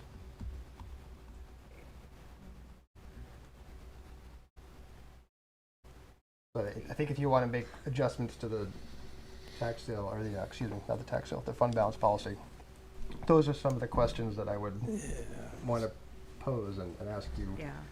What's important? And I just feel the need to say we are not trying to create fund balance, and Essex has been fortunate to have had some fund balance, not overspent for the past at least probably 10 years. Yep. There's reasons for it. No, I'm not accusing anybody of that. I think it's a good thing. And this is for everybody, because I hear it too. We've budgeted health insurance differently. We've gotten more COVID relief money than we expected. We've had great interest returns. All of those reasons have generated fund balance revenue. That may not always be the case. I think we're getting to a point where hopefully we'll be closer to zero, but things happen year to year. Kendall. thank you. I find it interesting that I've watched a dozen towns have the same discussion at a board level, and we all approach it from the same perspective. We have a surplus. We want to give it back to the taxpayers. You never hear boards discuss about what do you do when you don't have a surplus? What do you do when your interest money dries up, when you don't have any fund balance, and you still have all these things that you have to pay for?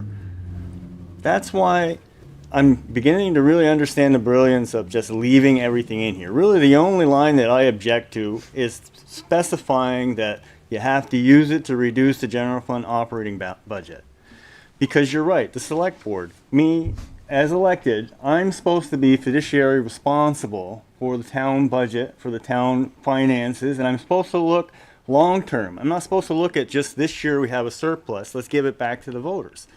I can name you 3 towns that had $500,000 out of their budget and said, we're going to give it back. They gave it back. Then they had a flood. They don't have any money now, and they don't have that fund balance because they reduced their taxes significantly when you plug $500 into your budget. You're always going to have a fund balance, whether you have a negative one or a positive one. I don't know what the interest is going to be this coming year. I don't know how many vacancies we're going to have. You're always going to have some extra money. And the purpose of the fund balance is to direct, compel, advise a board, future boards and everything, and how you should use that extra that you have in the best way possible to serve the residents of your town. And I would argue that the best way possible is not to kick back $200,000 if you have a surplus, when you know next year you might not have a surplus. You got to raise that $200,000 and another $100,000.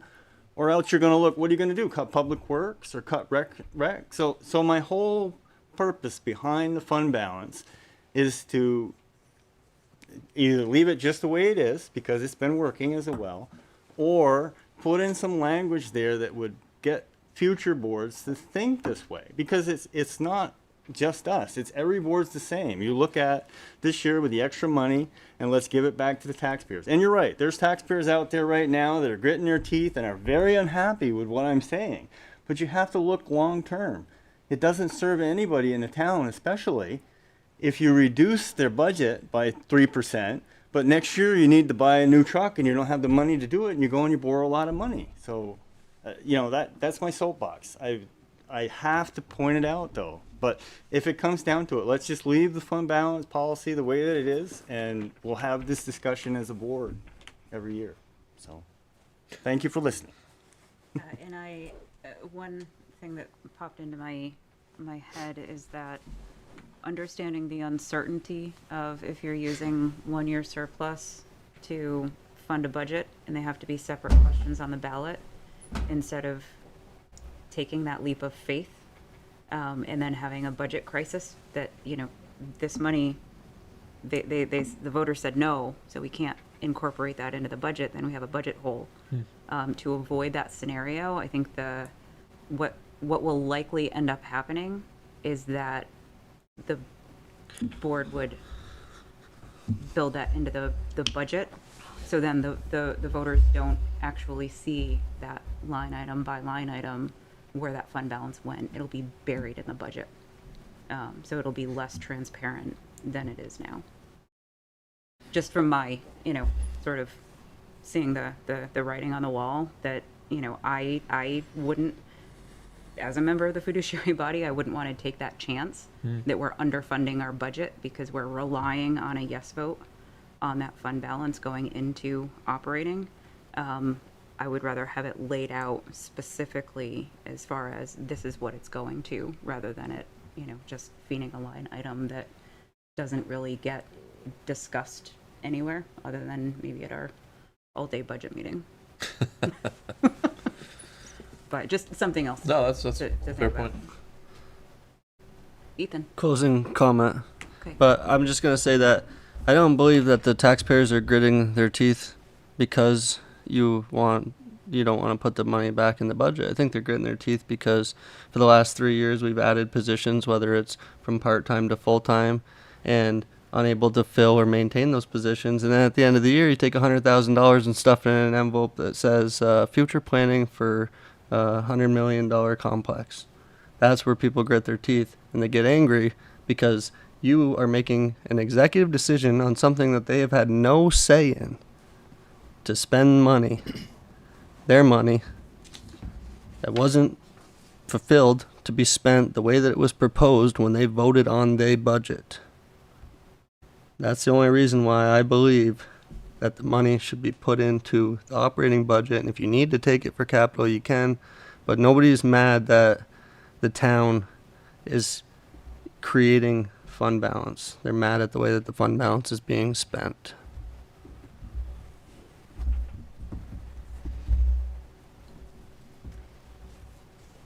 Are we ready to go to public comment, if there is any?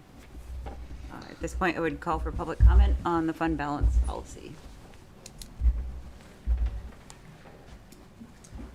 Bet you thought it wasn't going to have anything to say about this. Ken Signorello. Dan, if I say any numbers that are incorrect, please jump right in and get me straight. Thank you. I'm going to try to take this in reverse chronological order. I'm addressing the chair, but I'm referring to a comment that Kendall made. If the town has a deficit in a given year, we have over $2.4 million in a reserve fund to cover that. That's what the 15% is for. I don't know what other town situations are, but we're fully funded.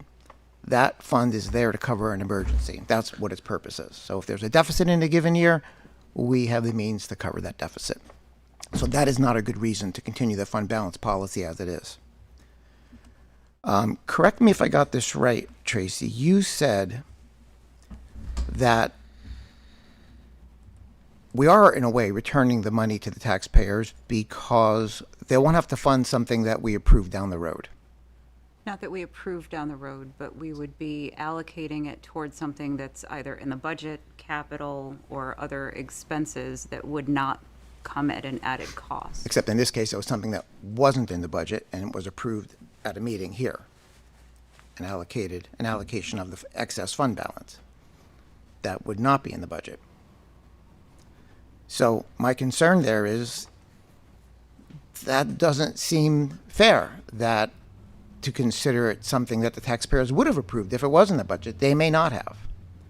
So I don't think that's a fair representation of how voters would consider those allocations. I'm not sure if it were me that I would be proud that I denied our human services program to $2,500 through a budgetary shuffle. And yes, it's true, we did. I'm not sure that I'd be proud of that. So I'm not sure that saving that transfer of money was a good thing per se. Even though it did save the taxpayers $2,500, I'm not sure that they would have feel it was a worthwhile thing to do. I don't.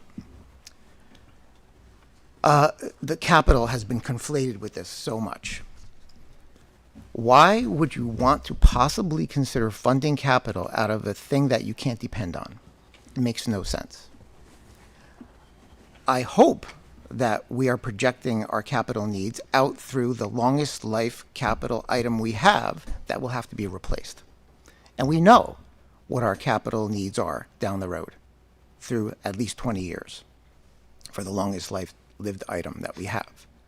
So if it's well understood what our capital needs are, why would you want to use something that's arbitrary?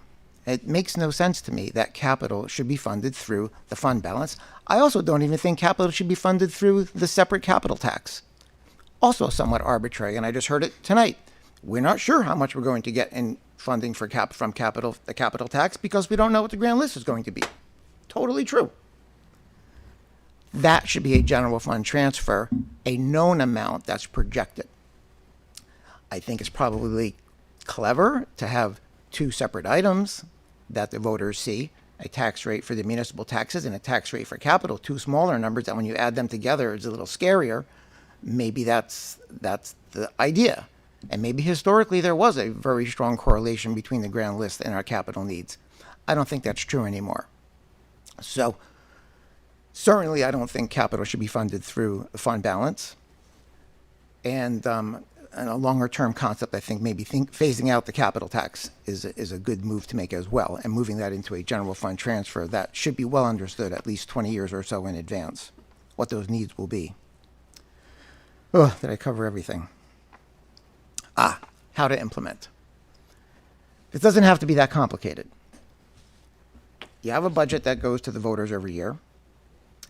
It would not be a problem, I don't think, and Dan, you have to catch me if I'm wrong here, to add a line item in the budget to indicate what the balance or deficit from the finished fiscal year is as an item under the revenue side or the expense side.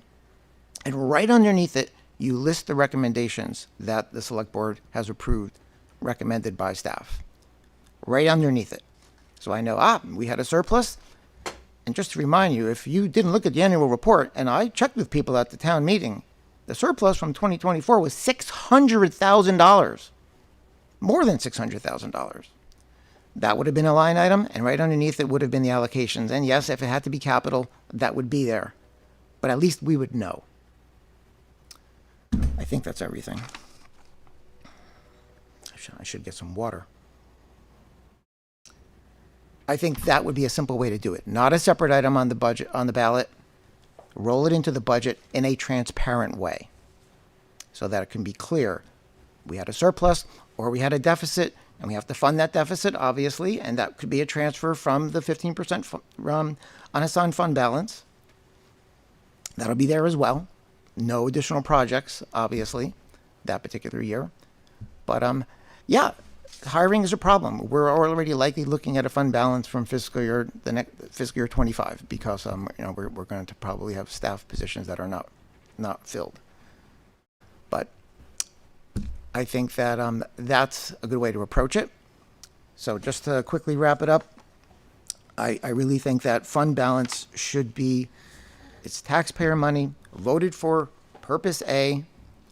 To allocate it without voter approval for purpose B is simply not appropriate.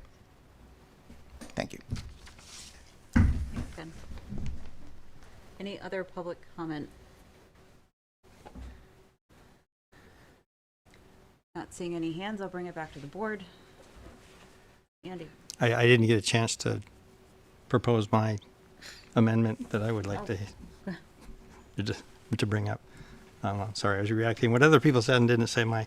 There's the question in my mind about when fund balance is assigned to capital, whether it is then considered committed, because any fund balance that we assign, we can reassign, and I would hope that if we assign some fund balance to capital, then it could not be then pulled back out and used for something else, because we don't include our capital balances as part of our fund balance, but it is a fund balance, but it's the capital fund balance, and so I would like I'm actually okay with Kendall's proposed language change. I think a lot of the other discussion that we had was a budgeting discussion of how we handle the amounts that we want to move to different places. Maybe running them all through the budget is probably the simplest solution in my mind, but that's another thing. So anyway, I'd like to propose adding a sentence that says fund balance assigned to the capital fund shall be considered committed, so that it can't be reassigned. Well, actually. Isn't that in the committed definition? Yeah, well, in the... Yeah, the committed definition also says that it's been voted on by the voters. Yeah, exactly. And so we approved a $250,000 capital assignment for the coming year, and because it's assigned, a future select board could argue that they have the ability to reassign it and use it for something else. And I think that's a risk that I'd like to try to mitigate by adding this comment that if fund balance is assigned to the capital fund, it shall be considered committed. Telling a future select board, hopefully, you can't touch it, that they shouldn't pull it out. A future select board could change the policy and do that, but somebody would have to keep track of what's assigned and what's committed, right? So the funds that have been approved, any funds collected from the capital tax are all committed, absolutely committed, because the voters approved all of that. We get to decide how it's all spent, but they approved and gave us the authority to spend it. Any of the operational transfers that we've done that have gone through the budget have also been approved by voters. The $250,000 that we assigned to capital was not approved, so we have some assigned money sitting in a committed fund. And so I just trying to think through whether we should very clearly state that those funds are now committed and can't be reassigned. Clarifying question, however, and this may be for either Dan or Greg to answer. Under the committed fund balance used for purposes pursuant imposed by formal action by the voters, it also says in this fund, the fund balance is committed to the general purpose of the fund, but not to individual projects. Right. The dollars in these funds are controlled by the select board, i.e. amounts are assigned or reassigned to specific projects / equipment by a vote of the select board. So what I take that to mean is that it's assigned to, for example, capital. We can assign it to different projects within capital. That doesn't mean that we can assign it to something that's not capital. Is that? But in the assigned definition, I mean, that's how we got the $250,000 in the first place. Right. It was assigned to be used for tax relief. It just happened to be the exact same amount we were going to use for a capital transfer. Yeah, or I'm just a asking similar, for clarification on the committed, that if it does go into. So you interrupted committed- me, I'm sorry. Go ahead. Yeah, I'm sorry. So I got to get back to where I was. So we assigned that $250,000 and took it out of our budget and put it in the capital. But it is just an assigned fund balance amount from the select board, which falls under the definition of assigned fund balance, not committed. Correct. It's not explicitly stated anywhere that we've committed that to capital. So I'd like to figure out how to close that little loophole if we can, or maybe I'm overthinking it. And my question was more in that scenario where it goes to committed, that sentence that I read, that means that it would still need to stay in, for instance, capital projects. We could assign it from project to project based on need, but it would need to stay in the capital projects fund. that would be my intent, is Okay. to indicate that, yes, it has to stay in, because otherwise, we could, or you could argue that 250,000 that we assigned to capital, we could choose to reassign it to something else and use it for tax relief next year instead, because it was assigned. Wasn't committed. And our policy also says we use assigned amounts last, or next to last. Unassigned amounts are last in any of our payments. So we would, I don't want to set up a situation where somebody can take that money back out. Ethan. The money was taken back last year. It was assigned.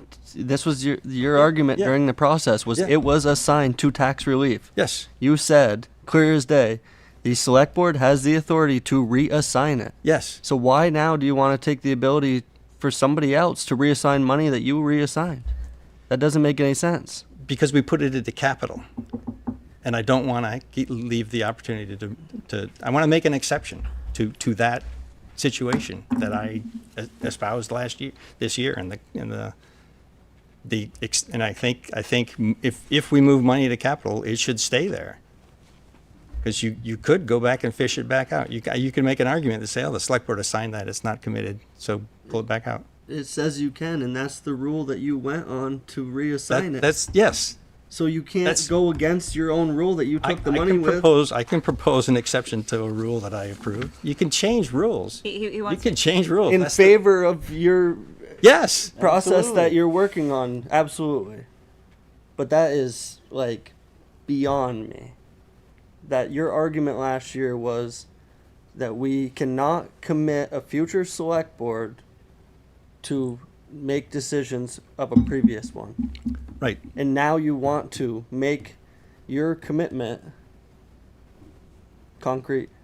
Well, In this certain scenario. It won't be concrete because a future select board could change the policy back. Yeah. Look how good that's going.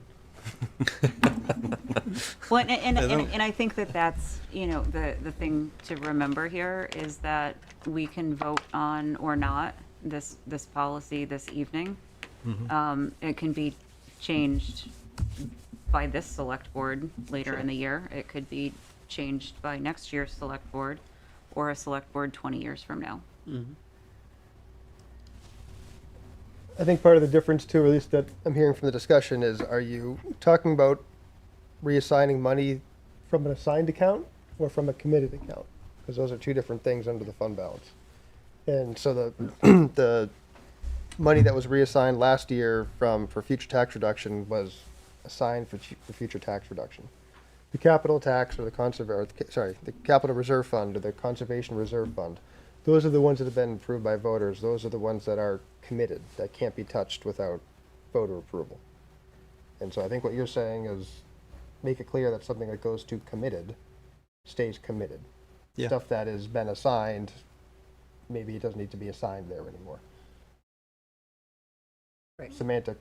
I'm using assigned as in the category here, as one of the fund balances categories. In the committed section, the formal action. Let me read it the way it is so I can actually read it. I'm trying to make it sound like a sentence. This formal action is the approval of articles at the annual or special town meeting, specifying the purposes, which can be general or specific, for which the amounts can be used. The same type of formal action is necessary to remove or change the use. So the protection is already there. If you committed the money and the town voted on it, right? If you said, we don't do that, right? We do that. We don't actually follow this because we make that decision. The town does not vote on the capital plan. We vote on the capital plan. So we don't even follow the language in the commission of the way that's written. Now, when it comes to fund balance, which is the fund balance policy, when does the general way that this can be changed is at an annual or a special town meeting. When does the town vote on either the fund balance or capital? And I know we're talking about commissions to capital, but I'm talking about commissions to fund balance. When they approve the general budget, I understand this past year we decided to put some of the fund balance into the general budget, but not all of it, right? So yes, those couple of items that were voted on in the general budget, the way that I would read this, and I'm not a lawyer, but I would say that those ones that were in the budget, 100% committed, can't be touched unless they're re-voted on. All of the other ones, according to this policy, taxpayers didn't vote on it, we can change them.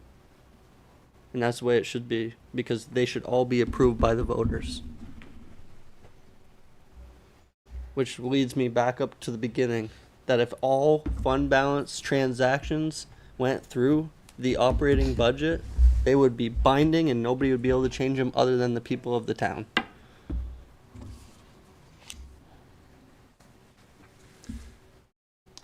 You know? Table. I don't think, know. yeah, I think, I forget it. I think, like, I'm not seeing a specific path forward here.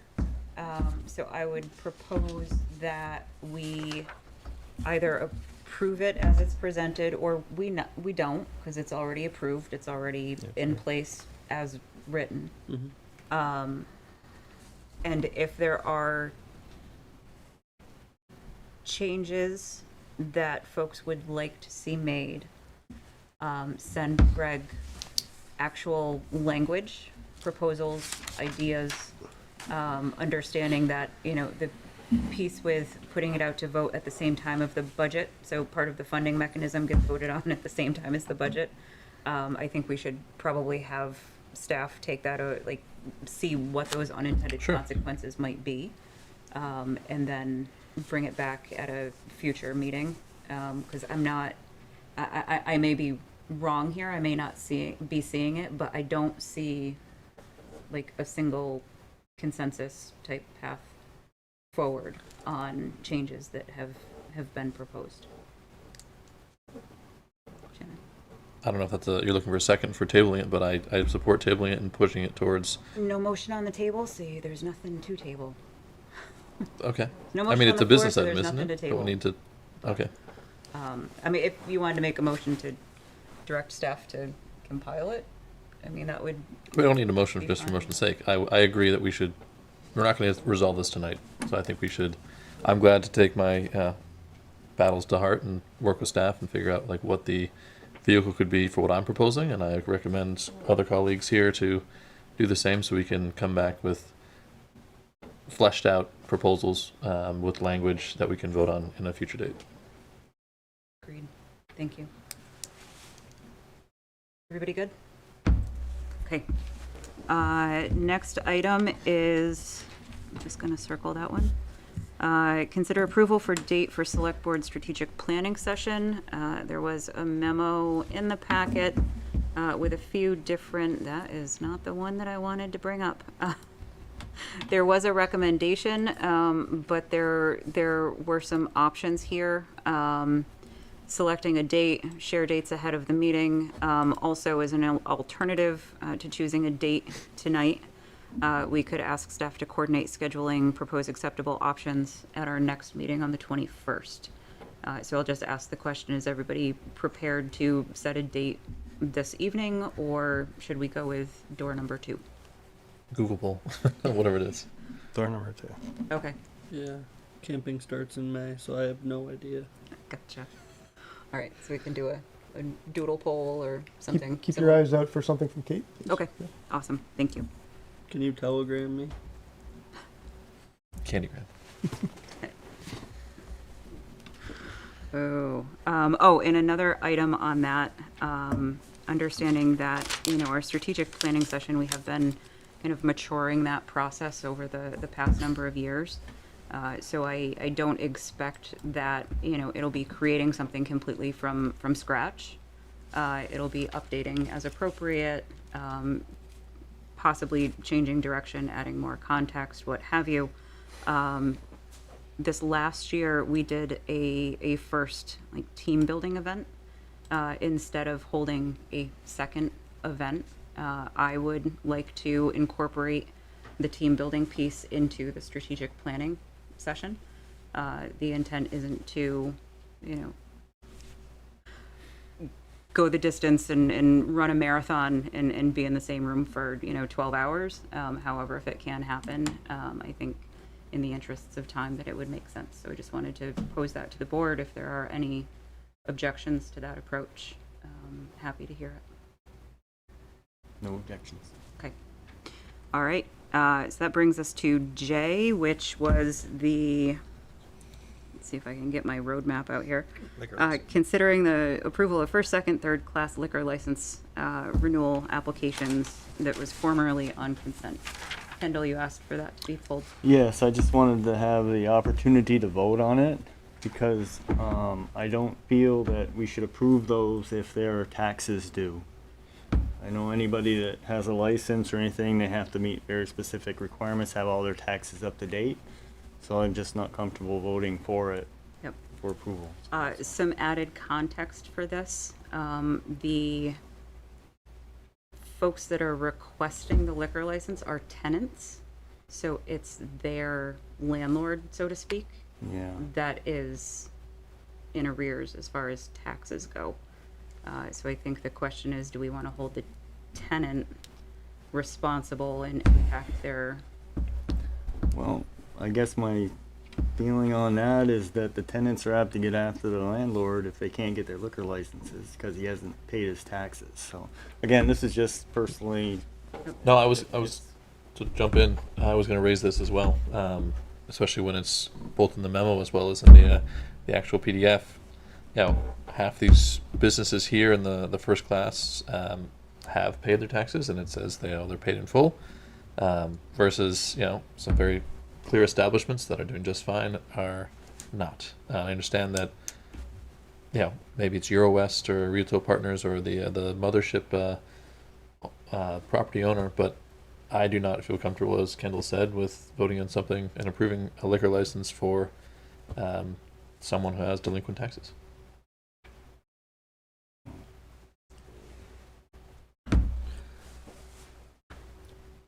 I'm in the other camp that I would not want to punish a business that's renting from somebody and have the property owner hasn't paid their taxes.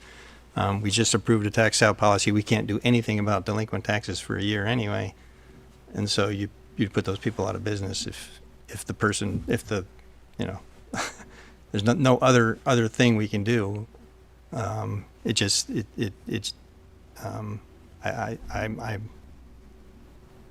in favor of approving. And Second. Ethan, thoughts? I was just gonna say the same thing. Personally, I know a lot of these small businesses, and there's something to be said that the person who's in control of the property that they operate out of, their taxes are paid. So I wouldn't directly or even indirectly relate this with the establishment ownership as far as the landlord, but I would just go off from the recommendation from the police chief on safety as far as licensing. The police chief is looking for any complaints about possibilities of underage drinking. Complaints to the PD would be things like impaired drivers leaving the establishment. There's probably a couple other things, over-serving. And if any of those complaints were brought forward, I would feel uncomfortable with a certain establishment. But since the fact of the matter is, we all know the location and the properties that aren't paid are all under the same establishment, I'd hate to penalize, I think it's 5 or 6 businesses. 1, 2, 3, 4, 5. Yeah, 5 businesses because of one person. So shout out to we know your taxes are delinquent, but I just have a question for the staff. If we were to not approve this today and encourage these people to hey, I know it's only 4/3 that your taxes are due, you haven't paid. If this came to our next meeting, would they have a lapse in business? When is their actual license up for renewal? I believe it's April 30th is when the licenses expire, so we do have the next meeting available. I mean, I do appreciate that approach in that it actually establishes a precedent that you need, if you're going to apply for a town license, you need to have all your ducks in a row, as with buying a house, as with getting a hunting and fishing license, as with anything. As an individual, you have to, even if you have a landlord who might have a lien in your place, you have to be aware of what's going on. Let's push it back 2 weeks for these people and, encourage them to talk to their landlord and be like, listen, you benefit from us having business here. You are a landlord in different things. You need to pay your taxes. Ethan. It's not going to hurt the business. if you live in an apartment building and your landlord's delinquent on taxes, should your kids be revoked from going to school until your landlord pays? That's not the same It's situation. totally the same situation. It's something that you're not in control of. If I haven't paid my taxes, and if No, not you. A landlord. You're a renter. Sure. And your landlord is delinquent on taxes. Should your children be allowed to use public service? If we have a standard in the town that says you're applying for something, I'm not saying if we get to our next meeting and this is the same situation, it's a different case. I'm Okay. saying let's use the Alright. next 2 weeks to actually set a precedent. They pay rent. Taxes were due back the 15th of March. So I'm sure they had to pay their rent. It'll be more than a month's due. So, you gotta hold everybody to the same standard. That's just my 2 cents. I make the motion the select board approve the liquor license renewal applications. hands up. Public comment? Sorry. Public comment? Public comment. Sorry, Andrew. No, you're good. My bad.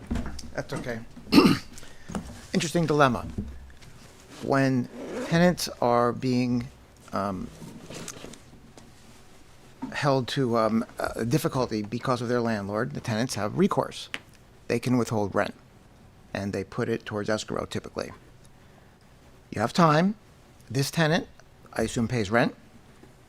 They could pay the taxes and hold it back from the landlord as an alternative. There is a way to resolve this problem, I think. It might not cover the whole thing, but if the tenant does that, you should approve, even if it doesn't cover all the taxes. At least they're making that effort. Thank you. Any comment online? Seeing none, I'll bring it back to the board. Ethan. I'd like to make a motion that the select board approve the liquor license renewal applications for businesses located in the town of Essex listed in the April 3rd, 2025 memorandum RE liquor license applications. Thank you, Ethan. Is there a second? I'll second that. Thank you, Andy. Am I offered to make a friendly amendment? Sure. I offer the friendly amendment that we approve the liquor licenses for those that have paid their taxes in full. Is that considered a friendly amendment? No. Okay. Sorry. Well, we could just get half the list done. Yeah, Good job. economic development or economic health of our community is very important to me. Motion has been made and seconded. Are you ready for the question? All those in favor, please signify by saying aye. Aye. Aye. Opposed, nay. Nay. No. Motion carries 3-2.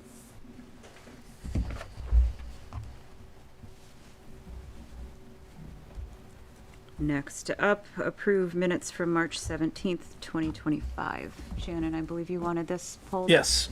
On page 3 of the minutes, line 125, there's reference to a woman named Jenna with no last name. I think everyone should have a last name so we can identify them. I can check, but we probably don't have it. There's a Diane in there too. Sometimes people are online and we put down what information they have available online. Is there a way sometimes we people can sign in signify and- that they're What's that? online and that was their username or something so we know why that data is missing? We could do that if that's something the board wants. Yeah, and I think I also noticed there's MJSS, who we also see this evening online. That's Margaret Smith. If someone were to speak or actively contribute to the meeting, their name would be fully mentioned. Whenever someone speaks, we do ask them to give their full name. Yeah, this was a public comment where I would assume she stated her name. I'm sorry, what line were you on? Sorry, page 3 of 7, line sorry. 125. I missed Sorry. that part, sorry. Yeah, me too. I didn't, I just read the minutes. Um, But again, I recognize you could have, Scooby-Doo on there and you might not know their real name. I think if we could put in parentheses or something, Zoom user or some kind of key so we know that's how they chose to identify themselves, that's all the information that was there, that'd be fine. Sorry, I missed that Yeah. piece about it, the speaker. The other thing we could do is we could hold these minutes to be approved at the next meeting, and we could double check the recording because we are pretty good about asking for. I do remember the speaker, and I'm pretty sure that she did state her name. So my recommendation as well would be, let's just not take action on this. Go back, check Sure. the recording. Approve. Does that work for everybody? Yep. Okay. And the next item was check warrants. Yeah, and this might just be questions, but seeing as this is my first meeting, I was very thorough in preparing. There were a number of things. I think it's in packet. Oh man, this is gonna be tough to tell. In packet number 18266, the vendor number 05020 is a Whitcomb Solar City charge for $8,000. I'm curious, to the city of Essex Junction. I'm curious what this is and why we're paying them. So another member had asked about that prior to the meeting as well. It's a payment that was made to the town that should have been made to the city. Okay. Excuse me. And so it was erroneously accepted I see. and conveyed to the city in this manner. Okay, thank you. The second thing was vendor 02000 shows up a lot as adult books, and it just seems like a strange vendor that we're paying quite a bit of money to. I believe this is for the library. It's just their adult book collection. Okay, so it's just, Is that accurate? I don't know the answer. Yeah, Hoopa was in there also. I think it's a monthly thing. thank you for the clarification. If you could let me know about the I'm assuming it's a bookstore, but it just stood out to me as strange. What was the number on that one, Jim? 02000. You want a packet that's in? I had it up. Yeah, that's packet. What is this? Because these numbers aren't in order if you haven't noticed. This is the packet that has 3 pages. If that helps. Okay. The line item is called adult books. The vendor is Baker and Taylor. Okay, thank you. Yeah, I always wonder when they have adult DVDs that they buy too, but it's not that kind of You adult understand why it DVD. stands out. It's like, Yeah. that doesn't seem like a Adult expense. magazines. Thank you for the clarification. Okay.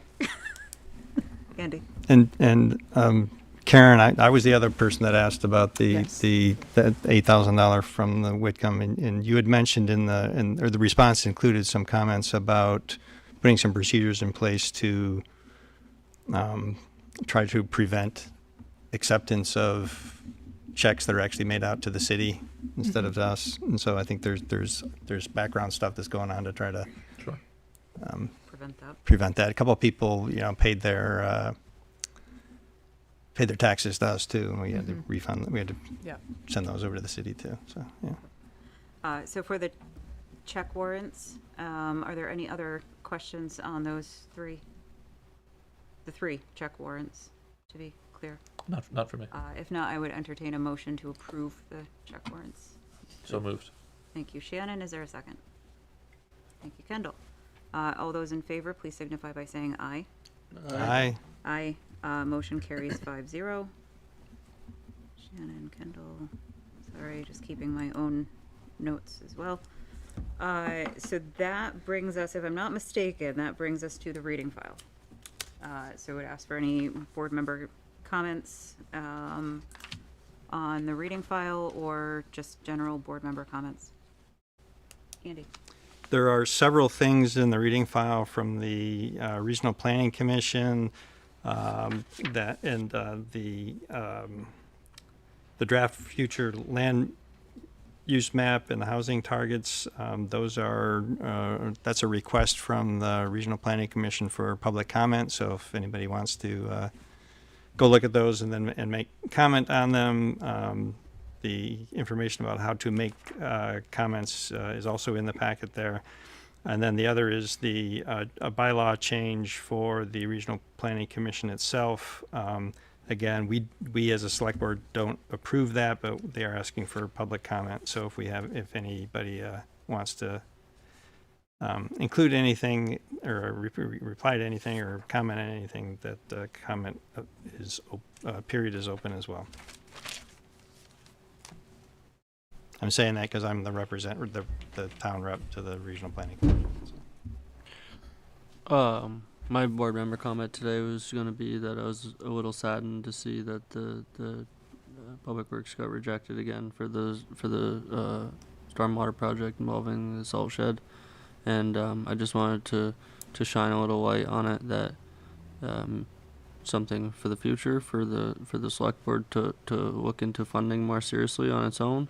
And also being optimistic but wary about setting ourselves up for funding opportunities through grants with committed monies and the reality of the grants not working out. I'm hopeful that we apply again and it happens, but I'm also in the understanding that maybe we should start putting some money in the pocketbook and realize that our salt shed is in dire need of replacement. But just a comment, no discussion about it. Good point.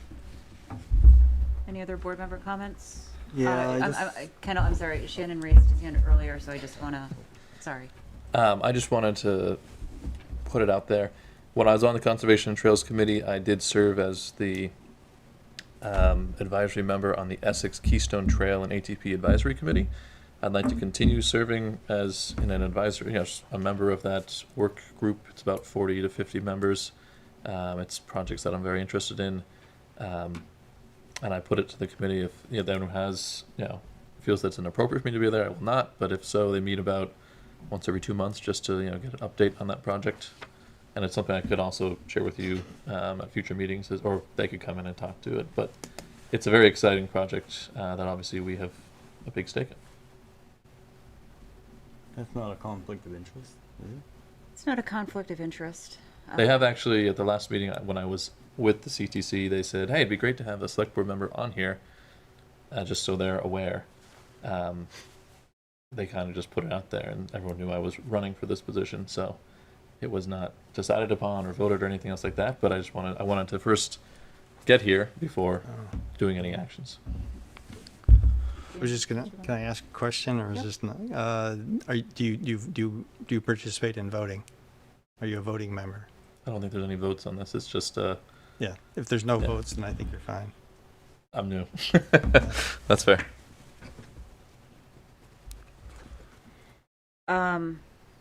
Two things. One promptly fell out of my brain, and hopefully I think of it as I continue talking here. Shannon, I just wanted to say thank you for your service on the Conservation and Trails Committee. Thank you. And again, welcome to the board. Appreciate it. And I did not remember what I was going to say. Kendall. Yeah, I just wanted to say a good job to the Public Works crew and everything on fixing their emergency gravity sewer structure failure. I assume the structures are, looks like the pictures show they're on site and they're fixing it. It's kudos to them for that. I would also like to point out, though, that it seems every year something happens unexpected, whether it's a forced main failure or main sewer failure or something else. And I would just like to put a little bird in the ear that when you have a sewage discharge event and you have that many manholes and you're not inspecting them except for like once every 10 years, it's going to bite you eventually. So going forward, we'll be looking at the water and sewer budget coming up. We probably should look at putting some money in there for some inspections at least. Maybe we can find some of these imminent failures before they actually fail. That's all. It's not a critique of anybody. They did a great job. It happens.